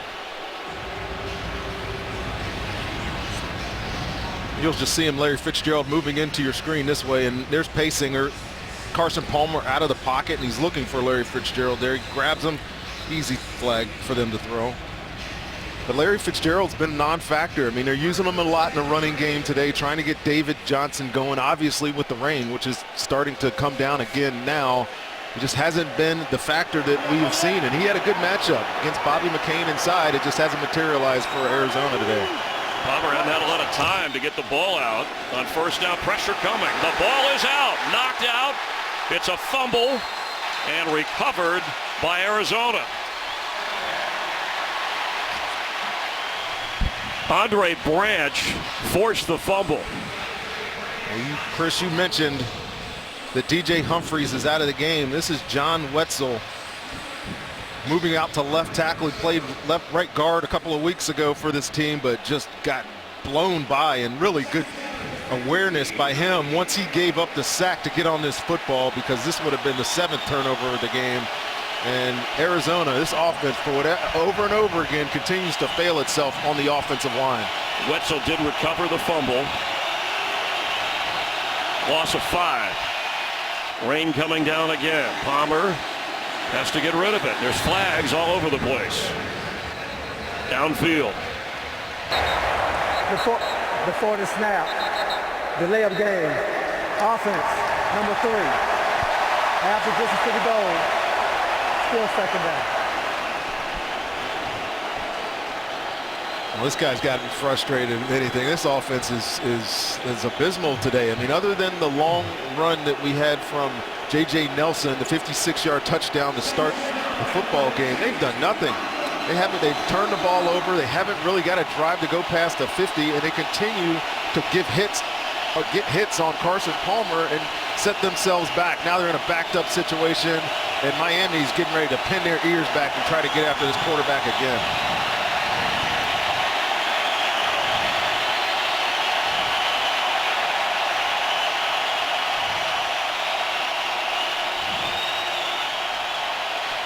Dolphin fans haven't had a December game like this in quite some time. Trying to go to 8-5. When the pass was thrown. Previous spot. Thank you.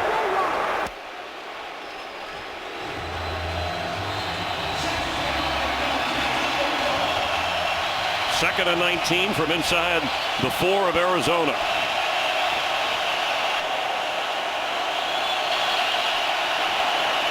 Carson Palmer almost intercepted. Oh, Andre Branch had that and could have strolled into the end zone. They were trying to set up a screen. I think everybody in the stadium knew a screen was coming here. Delayed release by David Johnson. Watch 50 flash into your screen right here.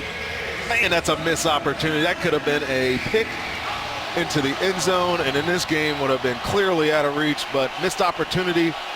Still setting up a 3rd and forever for Arizona, and they got to be careful with the football here.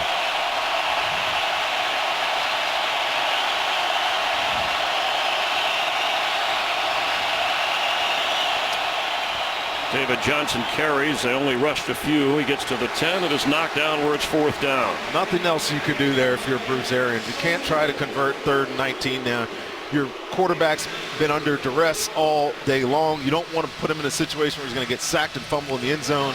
You do the prudent thing and run it and hope that your defense can answer the call here, because Miami's getting hot on offense in this second half. And well, it's still a 2-score game if it doesn't get any worse for Arizona, and Miami'd like to widen that gap a little bit.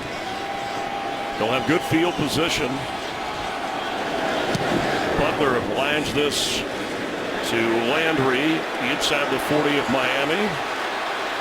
Straight ahead. Ball's out, and the Cardinals are on it. He ran into a wall and fumbled, and Arizona has the football. Well, he ran into his own guy. That's Kenyon Drake, who's leaning over in pain. Looked like Okafor came up with a recovery. That's Alex Okafor with a loose football. Well, the Dolphins showed a pressure and brought all their guys in, so he had a ton of room here to run. Kenyon Drake just unaware of his returner and causes the fumble. Arizona's right there on the spot, and now they're set up in favorable field position on offense. It's just the break that they needed, Chris, because they weren't showing us anything on the offensive side of the ball. Butler with a big kick.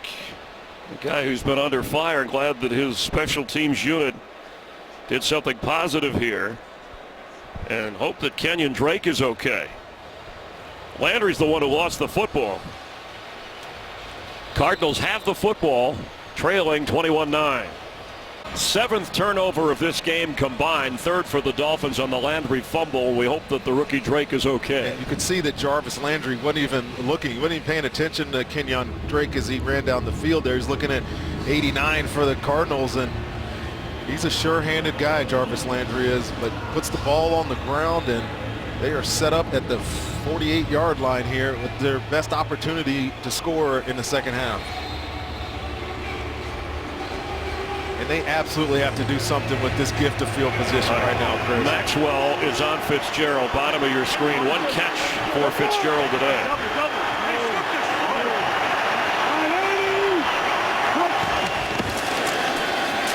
David Johnson to the 45-yard line. Extra pushing and shoving there. Gresham and ball. You know, one of the reasons, well, you got a flag here, some sort of unsportsmanlike, I'm sure, after the play.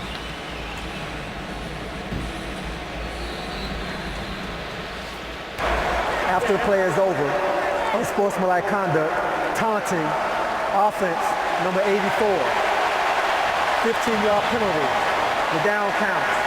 This is the first unsportsmanlike conduct penalty against number 84 with regards to disqualification from the game. There's 84. You see him pushing on Butler here.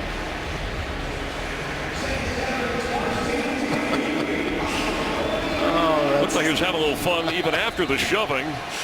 Donald Butler was happy with the result, but the Cardinals self-destructing here. I mean, that was a loss of 15 after they had picked up 2. 2nd and 23 at their own 40 now.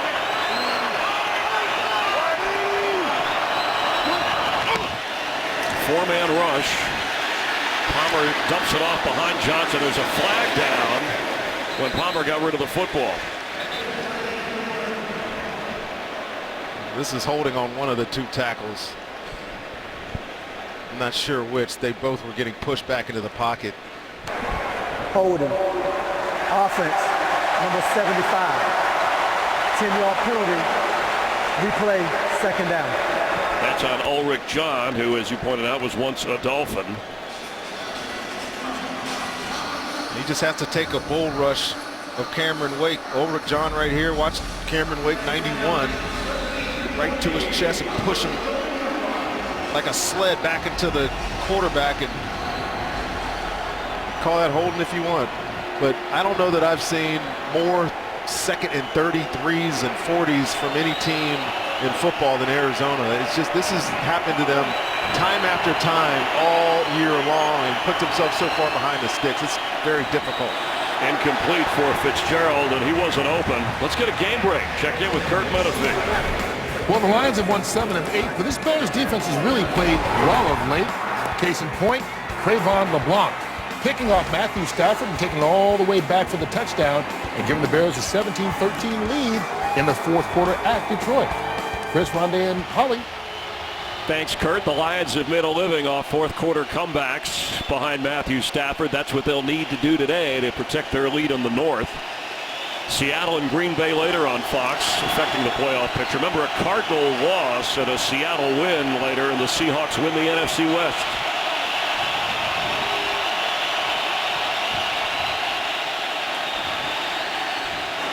Underneath, and Gresham drops it. On 3rd and 33. Now it's 4th down. Cardinals moving backward. They had the ball at the 47 of Miami, but penalties and mistakes, and they were all the way back inside their 30, where their punter will come out now. So they couldn't take advantage of the fumble recovery from Landry. Well, this doesn't look like a team that's desperate to make the playoffs to me right now. Just this many mistakes and negative plays, just it's unbelievable. And the Cardinals are this is the today. bad punt that they've been dealing with quite a bit. Butler's a guy who got booed at home last week, even though the Cardinals ended up winning an important game against Washington. That punt just 31 yards. Well, the Walter Payton NFL Man of the Year Award presented by Nationwide recognizes players who have made a significant impact on the field and in their communities, and the winner will be announced at the NFL Honors Award Show. That's February 4th here on Fox. This year's nominee from the Cardinals, it's Larry Fitzgerald, and from the Dolphins, Mike Pouncey. You can visit NFL.com/Man of the Year to learn more. 1:46 to go in the third quarter. Dolphins now from their own 44 after the poor punt.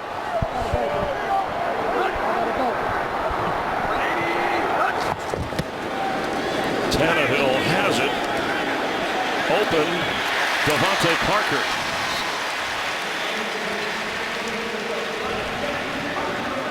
And Tannehill is in pain and signaling for some help. He got hit right on his right knee late at the end of this play, and I think it's Calais Campbell who's penetrating here. You see 93 on your screen right there, and watch him hit Tannehill below the knee there, and that does not look good for Ryan Tannehill. Immediately grasping at it.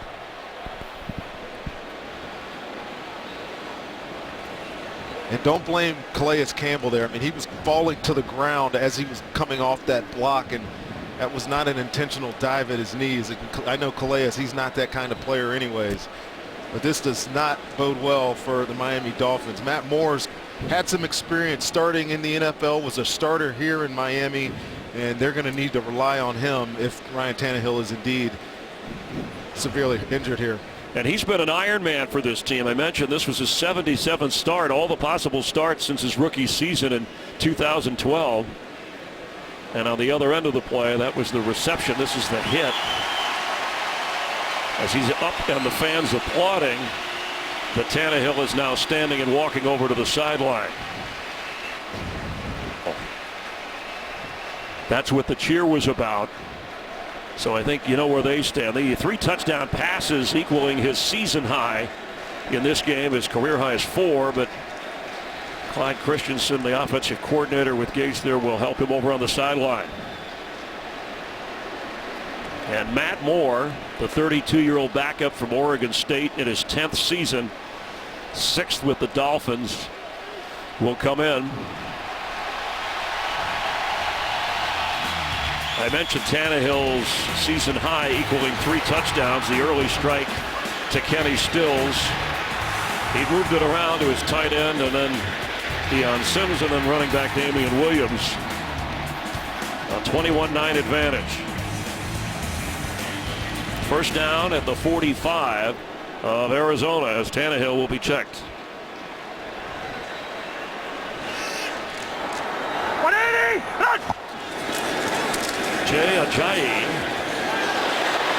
gets something out of nothing. 5 yards, but it looked like he'd be tackled for no gain. And he always is doing this, isn't it? First guy there is never going to get him on the ground. He's just too elusive. Whether he's running angry or running elusive, he finds a way to make that first guy miss, picks up nice yardage on first down when there really wasn't anything there. They continue to work on Tannehill. Tony Jefferson slow to get up for the Cardinals. And it looked like because he was in the injured player, he's going to have to come out for at least a play. So Britton Golden is going to come in for him. They're thin in the secondary as Tannehill is trying to walk off the paint or head to the locker room. The Britton Golden, last couple of games ago, we had Arizona. We were at practice and saw number 10 in the secondary, and they just don't have any bodies back there. So he's a guy that's versatile enough to go back there and play in the middle of the football field for him. 180!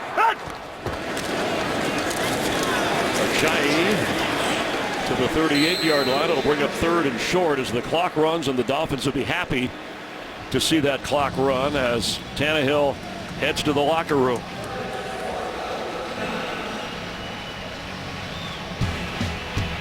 Dolphins come out of the second half with a touchdown and add to their lead. We've completed 3 quarters, and the Dolphins are in control.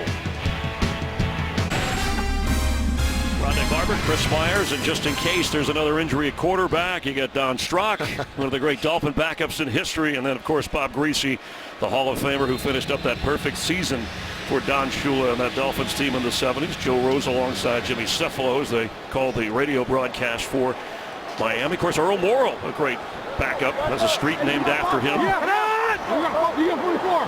180!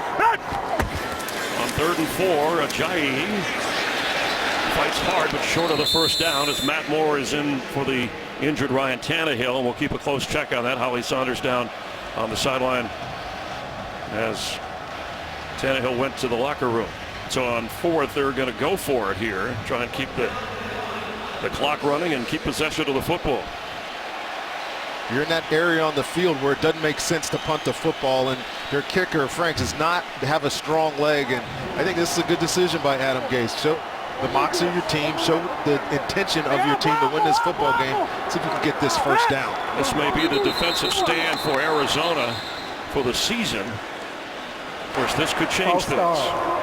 Offense, number 65, 5-yard penalty. 4th down. And that's on the Dolphins backup center Anthony Steen, who had problems on the road with the count last week, and you see the look from his head coach. Remember, he's in there because of the Mike Pouncey injury. So now they'll bring their punter in. The Dolphins will try and pin the Cardinals and Patrick Peterson deep in their own territory. Still a 2-score game after all of the Cardinal miscues and the inefficiency of the passing game.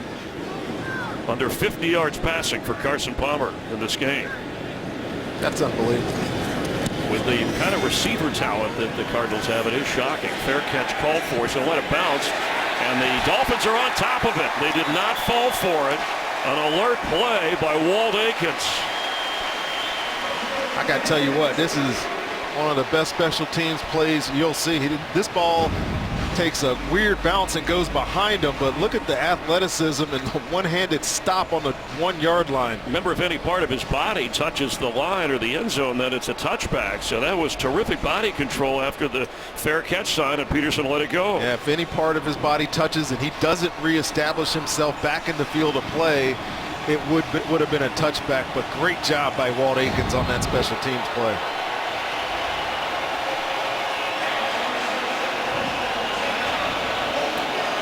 The second half, the Cardinals have been backed up in their own end zone much of the second half, in the 3rd quarter, now the 4th.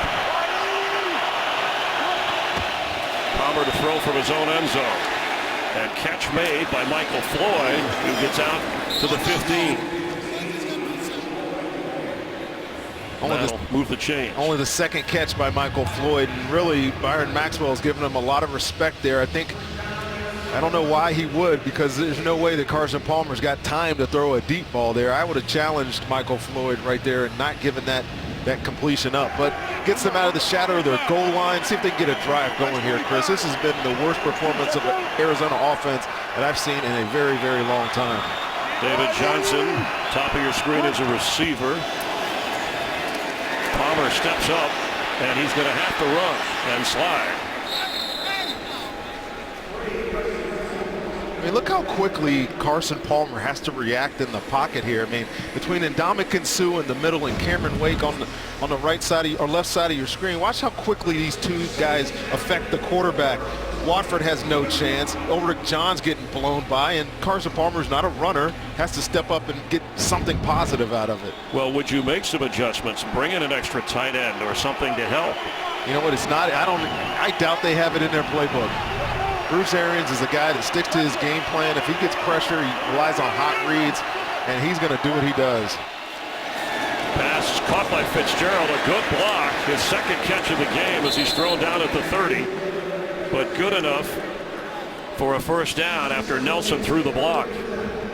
Yeah, great block by J.J. Nelson. It's borderline, maybe down the field too far, because if he hits this defender before Larry Johnson catches, it's a penalty. But the timing is good. Larry Fitzgerald picks up the first down, but he can give a lot of credit there to J.J. Nelson. Larry Fitzgerald now has reached 90 catches for the 7th time in his 13-year career. Came in tied for the lead in receptions in the NFL. On first down, Palmer back foot completes. That's Gresham falling to the 39, short of the first down. David Johnson, meanwhile, came in with 12 straight games to start the year here with over 100 scrimmage yards or more combined here. He's got 92 today. I think he'll get that. I mean, he's still going to be a focus of this offense here in the fourth quarter. I mean, they got to find a way to get him on favorable matchups. Now, all day, what I've been seeing, when he comes out of the backfield, I haven't seen 45, Mike Hall or Pacing, or 42 or 46, the other linebacker, play. Direct snap, Kerwin Williams on the Wildcat. We saw this earlier go for 20. He does get the first down. And another cell of rain, another layer sweeping through here.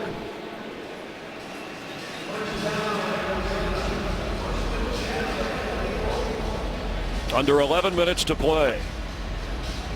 Dolphins have had the lead from the opening quarter. A quarter filled with turnovers. 7 turnovers total in this game. It didn't rain at the start, but it's been raining off and on since. Palmer open. Gresham. Tackle by Maxwell, but he needed some help, and the helmet off from Jermaine Gresham. Having a good game, Jermaine Gresham is, and getting some tough yardage. And looks like Neville Hewitt has come in for Spencer Paysinger on the Dolphin defense. And we have an injured player at midfield, and it is Bobby McCain. Today's game is sponsored by T-Mobile. Switch to the network built for unlimited data. Dolphins quarterback Ryan Tannehill, this is from earlier, remains in the locker room. They are checking his left knee. He acknowledges the crowd late in the third quarter as Matt Moore came in for him after Tannehill throwing 3 touchdown passes.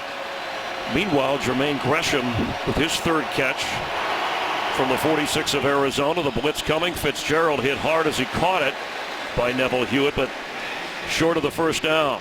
Well, as much as this game has been about those 3 touchdowns by Ryan Tannehill, give his defense some credit. I mean, they were completely destroyed last week against Baltimore. And this is a talented Arizona offense, and they are holding these guys to under 225 yards through 3 quarters into the fourth. So with some guys injured, got to give them a pat on the back. Defensive coordinator Vance Joseph as well. David Johnson on 3rd down and 2. Gets the pitch. There's a flag down right away. Johnson has the first down.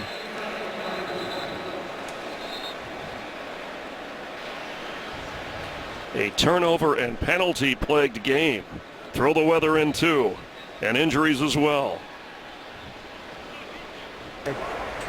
Outside defense, number 55, line up in the neutral zone. 5-yard penalty, resulting in a first down.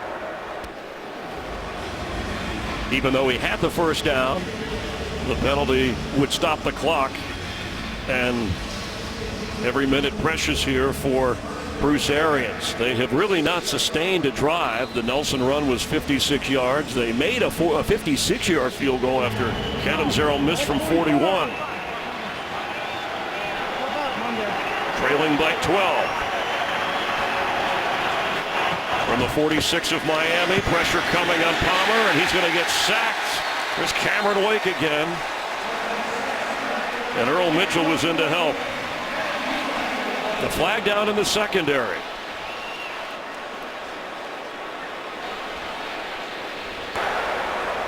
While the quarterback was in the pocket, illegal contact. Defense, number 45. 5-yard penalty, automatic, first down. That's about the only thing that's going to stop this defense right now. Cameron Wake is off this corner so fast on Ulrich John and hitting Carson Palmer in the backfield, but they are bailed out by a penalty on the back end by Hull. But I got to tell you, this offense, Bruce Arians has got to make an adjustment. Got to keep a tight end in. Got to get a back to block the edge or something. Every single time we see a drop back, it's a hit on the quarterback. From the 41-yard line, David Johnson knocked down at the 39. Well, Ryan Tannehill is out injured. Carson Palmer has not reached the 100-yard passing level. Intercepted early by Mike Hull. Bakari Rambo with a pick. A lost fumble. And under pressure all day. The fumble is inexcusable. The interceptions are inexcusable. What is excusable for him are the number of hits that he has taken. And you got to wonder how he's still standing in this game, but he needs to manufacture a drive right now. He's got time. And a flag down. Larry Fitzgerald trying to get to the football. Byron Maxwell was back there. Pass interference. Defense, number 41. Spot of the foul. Automatic. First down. You know, I sometimes lament the fact of pass interference in the secondary, but this could be a double or triple hold. Gets the double move, the out and up, and Byron Maxwell really probably a smart penalty, because if Larry catches that, it's going to be a touchdown. He'll take the spot foul on the hold and let his defense defend some more grass here. 16-yard pickup on that penalty. Ball spotted at the 23 of Miami. It's a two-score game. You got to figure the Cardinals, if they even had to settle for 3, it still leaves them a chance with an 8-point difference, touchdown and 2-point conversion. But they're hoping to get into the end zone. Palmer open, knocked out inside the 10 is Jermaine Gresham with his 4th catch. He's had, coming into the game, Ronnie, in the last 5 games, he had 19 catches. He's become more and more part of their offense. Well, he's had to today. I mean, with the middle of the field open, he's working against a linebacker usually, and Mike Hull, who hasn't played a lot of snaps. That's where I'd be going with the football. Jermaine Gresham clearly has a height advantage over Mike Hull, who's a shorter, smaller, kind of slower guy. Gresham is 6'5", Hull is 6 feet. After a pickup of 14, 1st and goal, ball's tipped. Trying to get it to the end zone. Looked like David Johnson was open at the 5-yard line. He was open. And Chris, you noticed, if you notice what I noticed, he's on Hull. He's on Mike Hull. But the push through the middle of this defense, number 97, Jordan Phillips. But watch 31 go to the flat here. Mike Hull, 45, having to run through Darren Fells. That would have been maybe been a touchdown for Arizona if he would have made that read.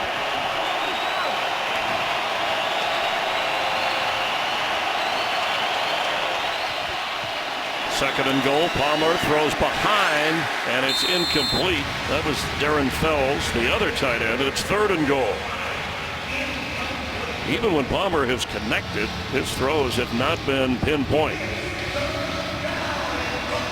Not been his best day. Just over 100 yards. And he is, I mean, you figure that Miami's had about 13 penalties on the day. Should have been some more favorable for Arizona, but it hasn't worked out that way today.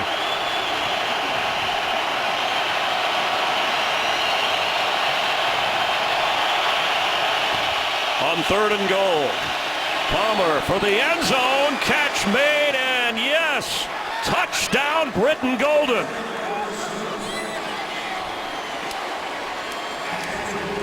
It's a great throw by Carson Palmer. Had not been his best day. Can't say it enough. But Britt Gold comes into the game, and Carson Palmer's going to take another shot from Cameron Wake on the left side of your screen here. But good route, good strong arm throw. Watch the in and then the out. Bobby McCain, who was hurt a little bit, is back in. Good throw, good connection, and they're back into this football game. Golden's first touchdown catch of the year and his career. Ron, remember, he came in to play defensive back a few series ago. That's right. And now a clutch catch, and they're going for the extra point, passing up a 2-point try. And they're not going to get this one either. Remember, that can be returned for 2. And the Dolphins, Walt Aikens is going to take that conversion and get some points for Miami.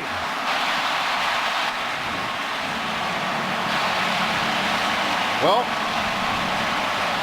that about says it all, doesn't it? Another bad snap for Arizona. The holder just doesn't get it down quick enough. Well, it's one thing to miss the extra point. It's another thing to allow them to return it on you. So Aaron Brewer snapping, Drew Butler holding, Walt Aikens running it back.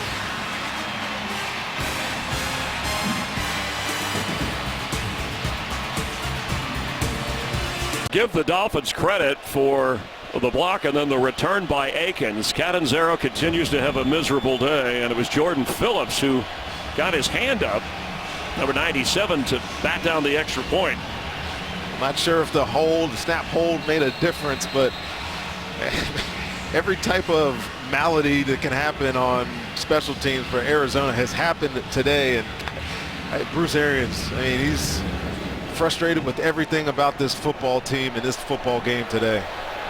Kenyon Drake, who was hurt earlier, on the return now. Here comes a flag, and here comes another one as he's knocked down at the 22-yard line. Well, you know, forget what the points were. If your special teams are that awful, maybe you go for 2. During the return, holding, receiving team, number 31. 10-yard penalty, Miami keeps the ball.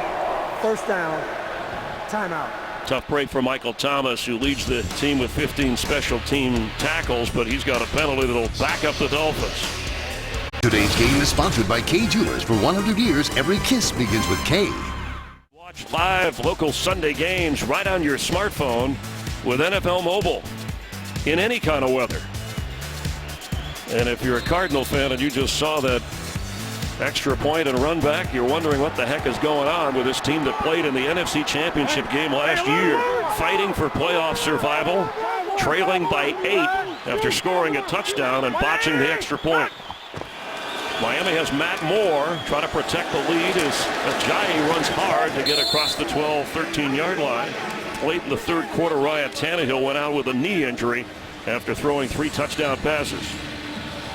And Matt Moore is coming to the game. Hasn't had to throw the football yet, but you know, he was a starter through in 2011 when he first got here. Played those 12 games and played pretty well.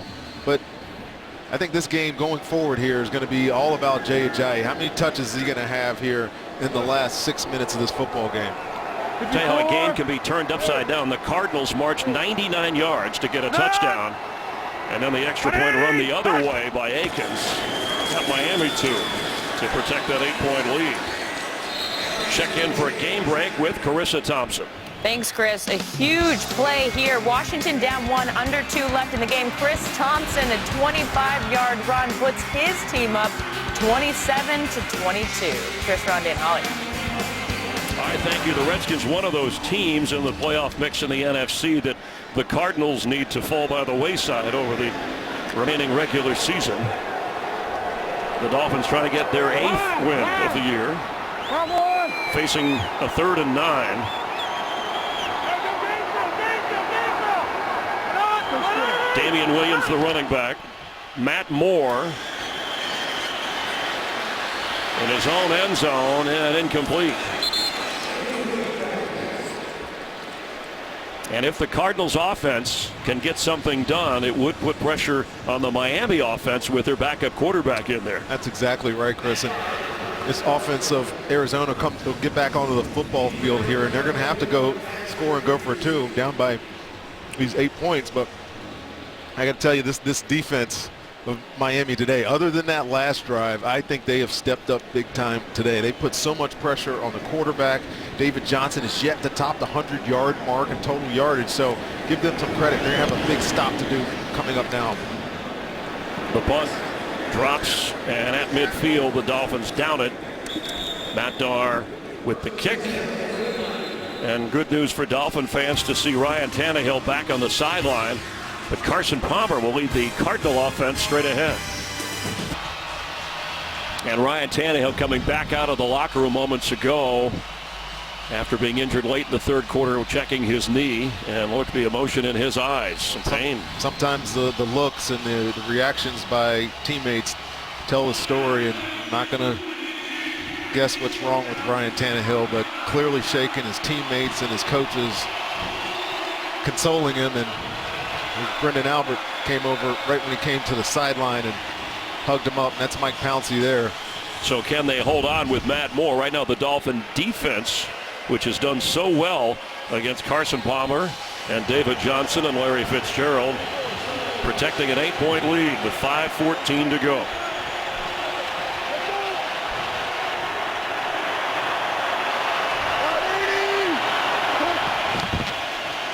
Johnson the football, and brought down just short of the 45-yard line of the Dolphins. 74 yards rushing for David Johnson today. A couple of yards away from 100 total scrimmage yards, but more worried about getting into the end zone. See Matt Moore, who's the guy who will run the Dolphin offense the rest of the way.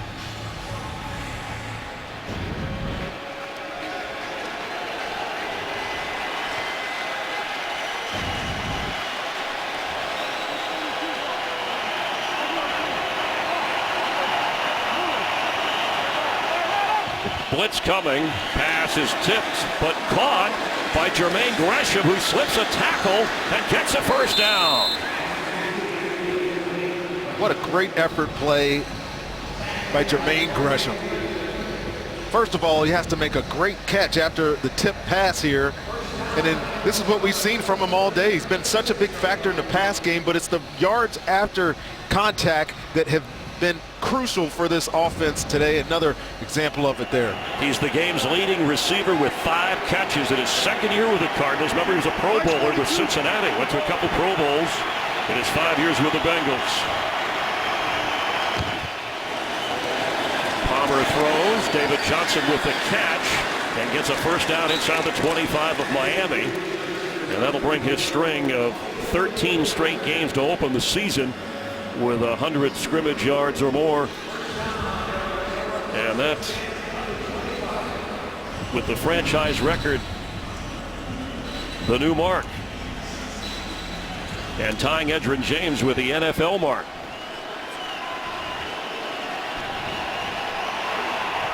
Here comes the Wildcat. Kerwin Williams. And there he goes. The third time they've run it today. They picked up 20, a first down, and a gainer there for another first down. He's been an X factor, right? This is his 3rd carry of the game. I haven't seen him run it this many times, but you're going to get the runner going there. He's just going to hold it. Everybody's got to believe that they're going to give the ball to David Johnson here, but Kerwin Williams, again, tucks it, runs through the defense and gets some positive yardage here. Got an injured player. Member of the Dolphins, it looks like Bakari Rambo, who had an interception earlier in the game for Miami. I was giving a lot of credit to this Dolphins defense, but all of a sudden here, these last 2 drives, the 99-yard drive by Arizona, and now they get the ball at midfield, and you almost feel like they're holding on. And they got some room to work with this 8-point lead, but they need to stop. Dolphins officially not releasing any further information on Ryan Tannehill, so we We'll just await until they have a further chance to look on their starting quarterback as he looks on. But encouraging for the Dolphins in the playoff discussion because the Broncos lost in Tennessee. Titans won that game. That helps Miami if they can do their part. And fans cheering as they show on the screen here. Tennessee defeating the Broncos, one of those wild card teams in the AFC at the moment. But they got to hold off the Cardinals. It's 1st and 10 Arizona. David Johnson the pitch with blocks and goes out of bounds.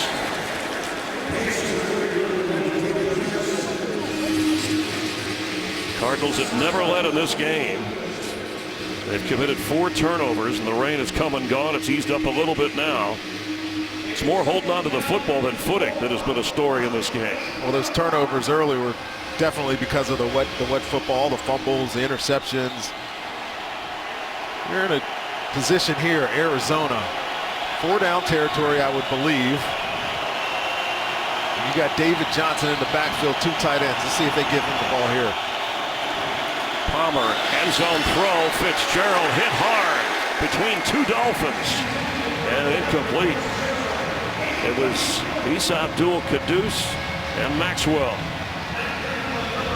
Good job by Byron Maxwell here on this play here.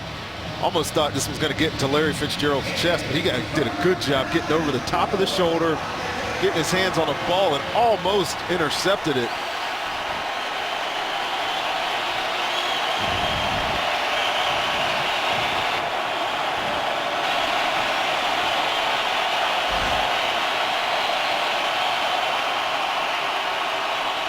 He got back in time. No flag. Palmer's throw.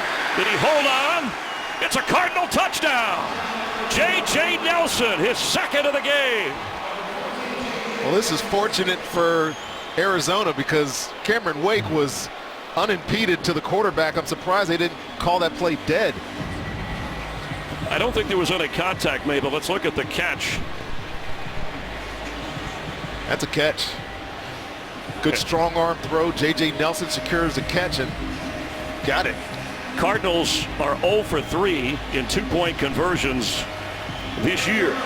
As Vance Joseph shaking his head, but can still protect the lead as they go for 2. See how big that botched extra point that was returned is. Well, here's David Johnson. Here's Larry Fitzgerald. One of those 2 guys. David Johnson in the clutch, and we are tied at the 3-minute mark. Well, a game that was more than ugly to start has gotten real exciting here down the stretch, and you had to know that David Johnson was going to be the target here. Whenever he's in motion, he is the primary receiver for Carson Palmer, and his defense is nowhere near making that play. And finally some excitement and encouragement from Bruce Arians and his offense. And Ryan Tannehill up off the bench to watch. So they've kept David Johnson out of the end zone, but Vance Joseph couldn't prevent his defense, couldn't prevent the 2-point conversion.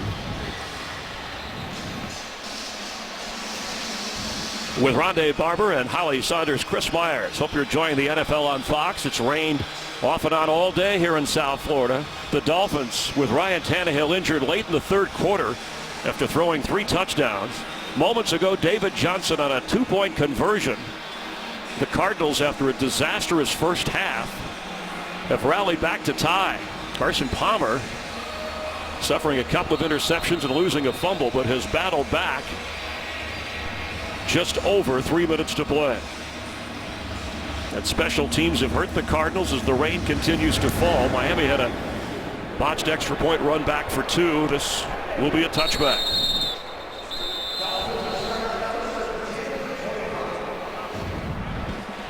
J.J. Nelson, 2 touches today, 2 touchdowns. This was the one moments ago on the pass from Palmer. He had a 56-yard run earlier. And then Carson Palmer finds David Johnson for the 2-point conversion.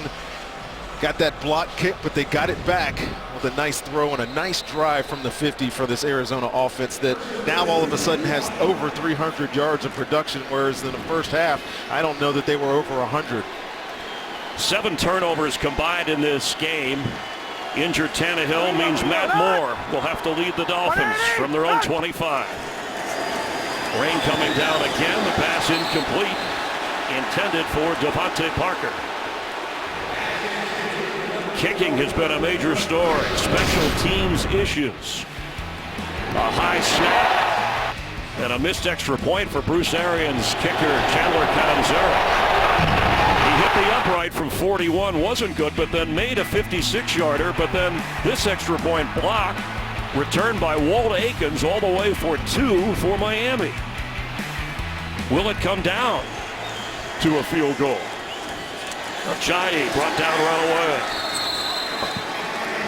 Both teams fighting for a playoff spot just on the fringe. They know they need to win and get some help. And C.O. Moore makes that tackle. He's in the game because Dayon Buchanan went to the locker room with an ankle injury and hasn't played much. Right here, he's from Oakland a couple of years ago. Picked up off of Indianapolis, his team this year, and that's a great read and a great play. This Miami offense went from trying to protect the lead now with trying to win a football game with your backup quarterback. They need to get a first down here on 3rd and long.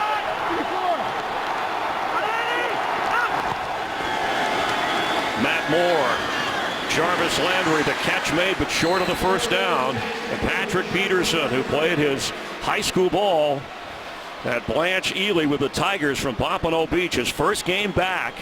He grew up as a Dolphin fan, making a clutch play to take us to the 2-minute warning. No further information on Ryan Tannehill's knee injury, taken out late in the 3rd quarter. We are tied with 2 minutes to play. Today's game is sponsored by HP. Keep reinventing.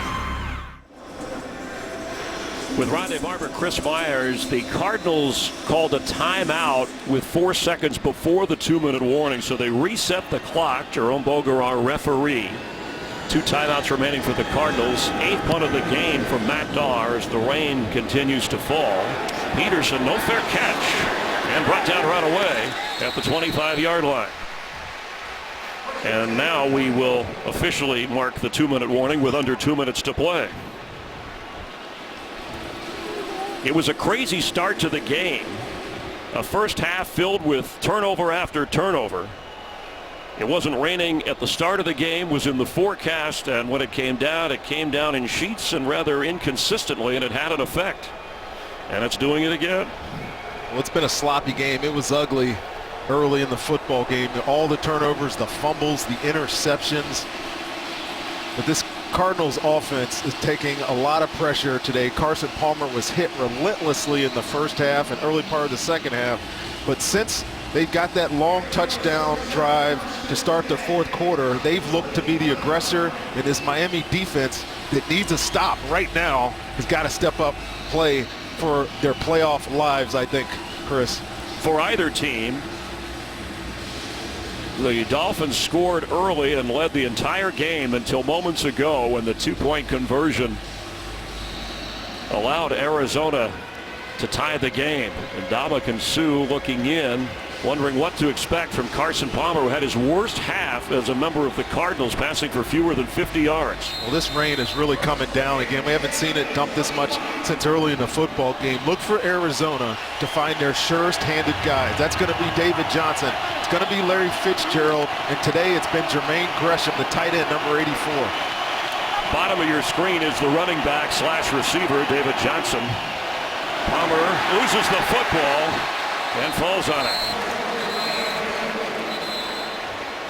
He has the most fumbles of any player this year in the league. Well, he was looking to get a quick release out to Larry Fitzgerald. Just watch, the ball falls out of his hands. Not a way to protect it from being wet once they put it on the ground. You see all these towels with the ball boy, and the official has a towel over the ball before they put it down to snap. But it is raining so hard right now that as soon as it hits the ground, it is just soaked. Dolphins use a timeout. Each team will have 2. And if you're the Cardinals, obviously here in a tie game, you got to be careful because you don't want to allow the field position to favor Miami to get a late field goal and win this. The way the scoring went, Tannehill to Kenny Stills for the early touchdown. J.J. Nelson, a 56-yard run.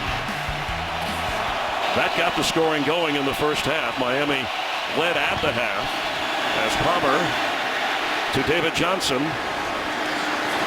And he'll go out of bounds. But it'll bring it 3rd and long. Well, I think all they were trying to do was get half of that yardage back after that fumble by Carson Palmer, who took another hit right there. But 3rd and long, 3rd and 11.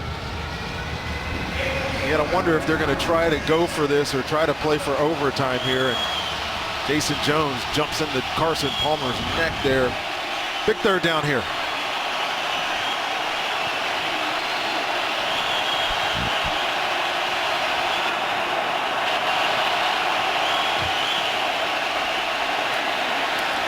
Palmer's pass is incomplete in the area of Fitzgerald. Palmer was looking for his 33rd career game-winning drive. He's already had a couple this season. But Ulrich John, the tackle, is the injured player.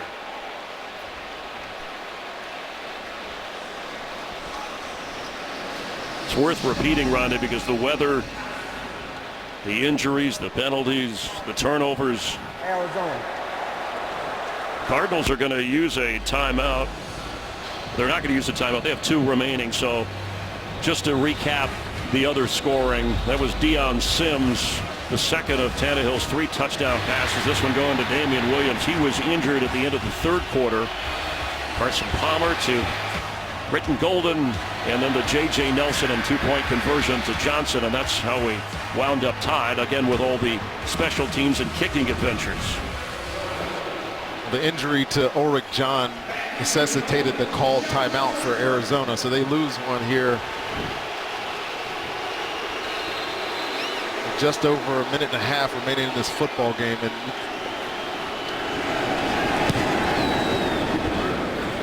Butler's kick. Landry straight ahead, all the way down to the Arizona 47-yard line. And with just under a minute and a half, Miami in excellent position with 2 timeouts. America's game of the week, remember, for Seattle at Lambeau. If Arizona should lose and the Seahawks win, Seattle captures the NFC West. Cardinals were the division champs last year, played in the NFC Championship game, but are trying to get to 500. What kind of pressure is Matt Moore feeling right now? Hasn't played all year. They're playing for their playoff lives, and all he needs to do is get them in field goal position and get a W, and helped by the loss by Denver. It's a big drive. Matt Moore hadn't played since 2015. He was in for the final 7 plays. Andrew Franks, the kicker, has had problems over 50 yards. Damian Williams, the carry. And trying to get outside. It's all the way down to the 42. The ball comes out, but he's ruled down right away. He made a lot out of nothing right here. Damian Williams did. 2 or 3 guys had a chance to take him, and Justin Bethel. You'll see Justin Bethel, number 28, coming to your screen. Should have been a tackle for a loss right there. But Damian Williams, just with some lateral quickness, gets outside, picks up some big yardage. Picked up 5. Williams remains the back. Comes a whistle. Prior to the snap, the previous play is under review. Anything under 2 minutes, automatically it's a booth review. Because the ball came out at the end, but remember they ruled it down. So the official replay crew will take a look.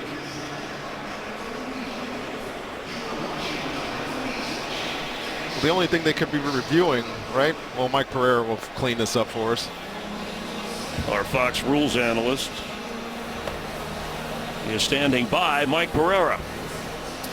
Yeah, it's obviously inside of 2 minutes here, so it's a review that comes from the replay booth.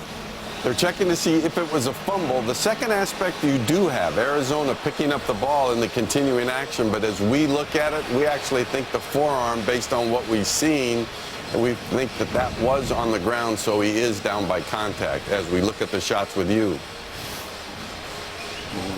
Right there. Yeah. So that would put him, yeah, that will put him down by contact at that situation right there.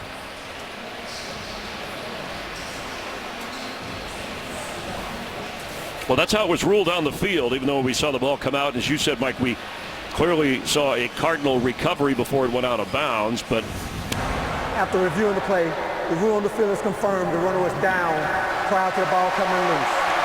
Thank you, Mike Ferrero. As that call is confirmed, they got it right on the initial call and on the field. Matt Moore has 4 career game-winning drives. The last one came in 2011. Of course, he played for Carolina. He has had some starts for the Dolphins over the years, but in relief of the injured Ryan Tannehill. Well, watch your individual matchups in this situation. Jane Bechter, the D coordinator in Arizona, loves to blitz. Guarantee it's coming here. Matt Moore completes in field goal range. Kenny Stills at the 32. And Kenny Stills has been getting the better of Justin Bethel since he came into the football game. Marcus Cooper went out with an injury earlier in his half. And number 28, Justin Bethel's been one-on-one with Kenny Stills, and Kenny Stills is having his way with him here. Dolphins have used a timeout. They'll have 1 remaining. Right now, you're looking at a 48-yard field goal. Andrew Franks, it's his 2nd year. He's from RPI, undrafted out of Rensselaer Polytechnic Institute. First player from RPI to ever play in the NFL. Well, if I'm Adam Gase, I'm not playing for a field goal quite yet. I mean, Andrew Franks is a good kicker. He's got a really smooth delivery, but his leg isn't that strong. It's raining. This ball has been doing crazy things today. I think they need a little bit more yardage here. 41 yards is his long.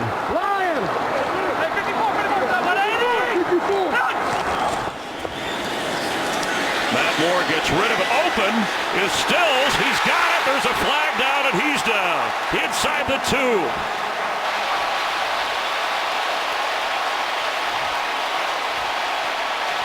Well, there's that matchup. Kenny Stills, Justin Bethel. They called all-out blitz. There was not anybody in the middle of the field. Matt Moore does a great job buying a little bit of time. That's the penalty. But the catch is more important down to the 2-yard line. And I question Matt Moore, having not played, what was his gumption like? Well, it showed right there in the face of a blitz. Delivers a perfect ball to get them in scoring position. The value of an experienced backup quarterback. He knew where to go with it. And Adam Gase, the 38-year-old head coach, youngest in the league, the play caller, had the right response. Cardinals blitz more than any team in the league. Miami was ready for it. 37 seconds left. Damian Williams knocked down. Clock runs.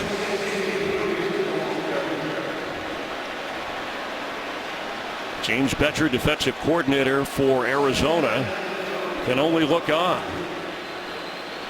He needed his guy to make a play there. He challenges his guys in one-on-one coverage all game long, and he got a backup going. And he had a backup in there, and they took advantage of him. He trips on the handoff. Damian Williams, the clock is running. Miami better use its timeout. And Adam Gase almost saw that slip through. 1 more second according to the clock, and we would have been in overtime.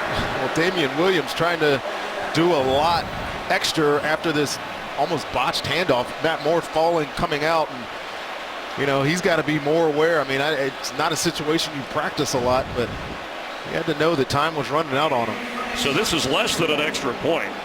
And we've had one of those blocked. It was by Miami against Arizona and run back for 2. Andrew Franks, has not missed an extra point this year. But this a field goal to win it. John Denny, the long snapper. Matt Darr, the holder. He's your punter. And will Arizona use a timeout to try and ice him? And that is not snow falling, it looks like, but it's rain. It's a lot of rain. It's been that kind of game. Well, this isn't a guarantee. I know it's only 21 yards, but we've noted numerous times how wet this ball has been all day. Snap, hold, execution hasn't been great on either side. Worth pointing out, Rodney, that with Franks, of his 4 field goal misses, 2 came on blocks of under 30-yard field goal attempts. Well, he's not a very high ball kicker. I was down there before the game watching him and Catanzaro kick, and it's a different trajectory off of his foot. So you have 2 huge guys inside. Calais Campbell in there. Expect him. Look for that big paw of 93 for Arizona, or off the edge, Justin Bethel, special teams ace, trying to get a block here. And Franks for the win. And the Dolphin playoff hopes are alive and well.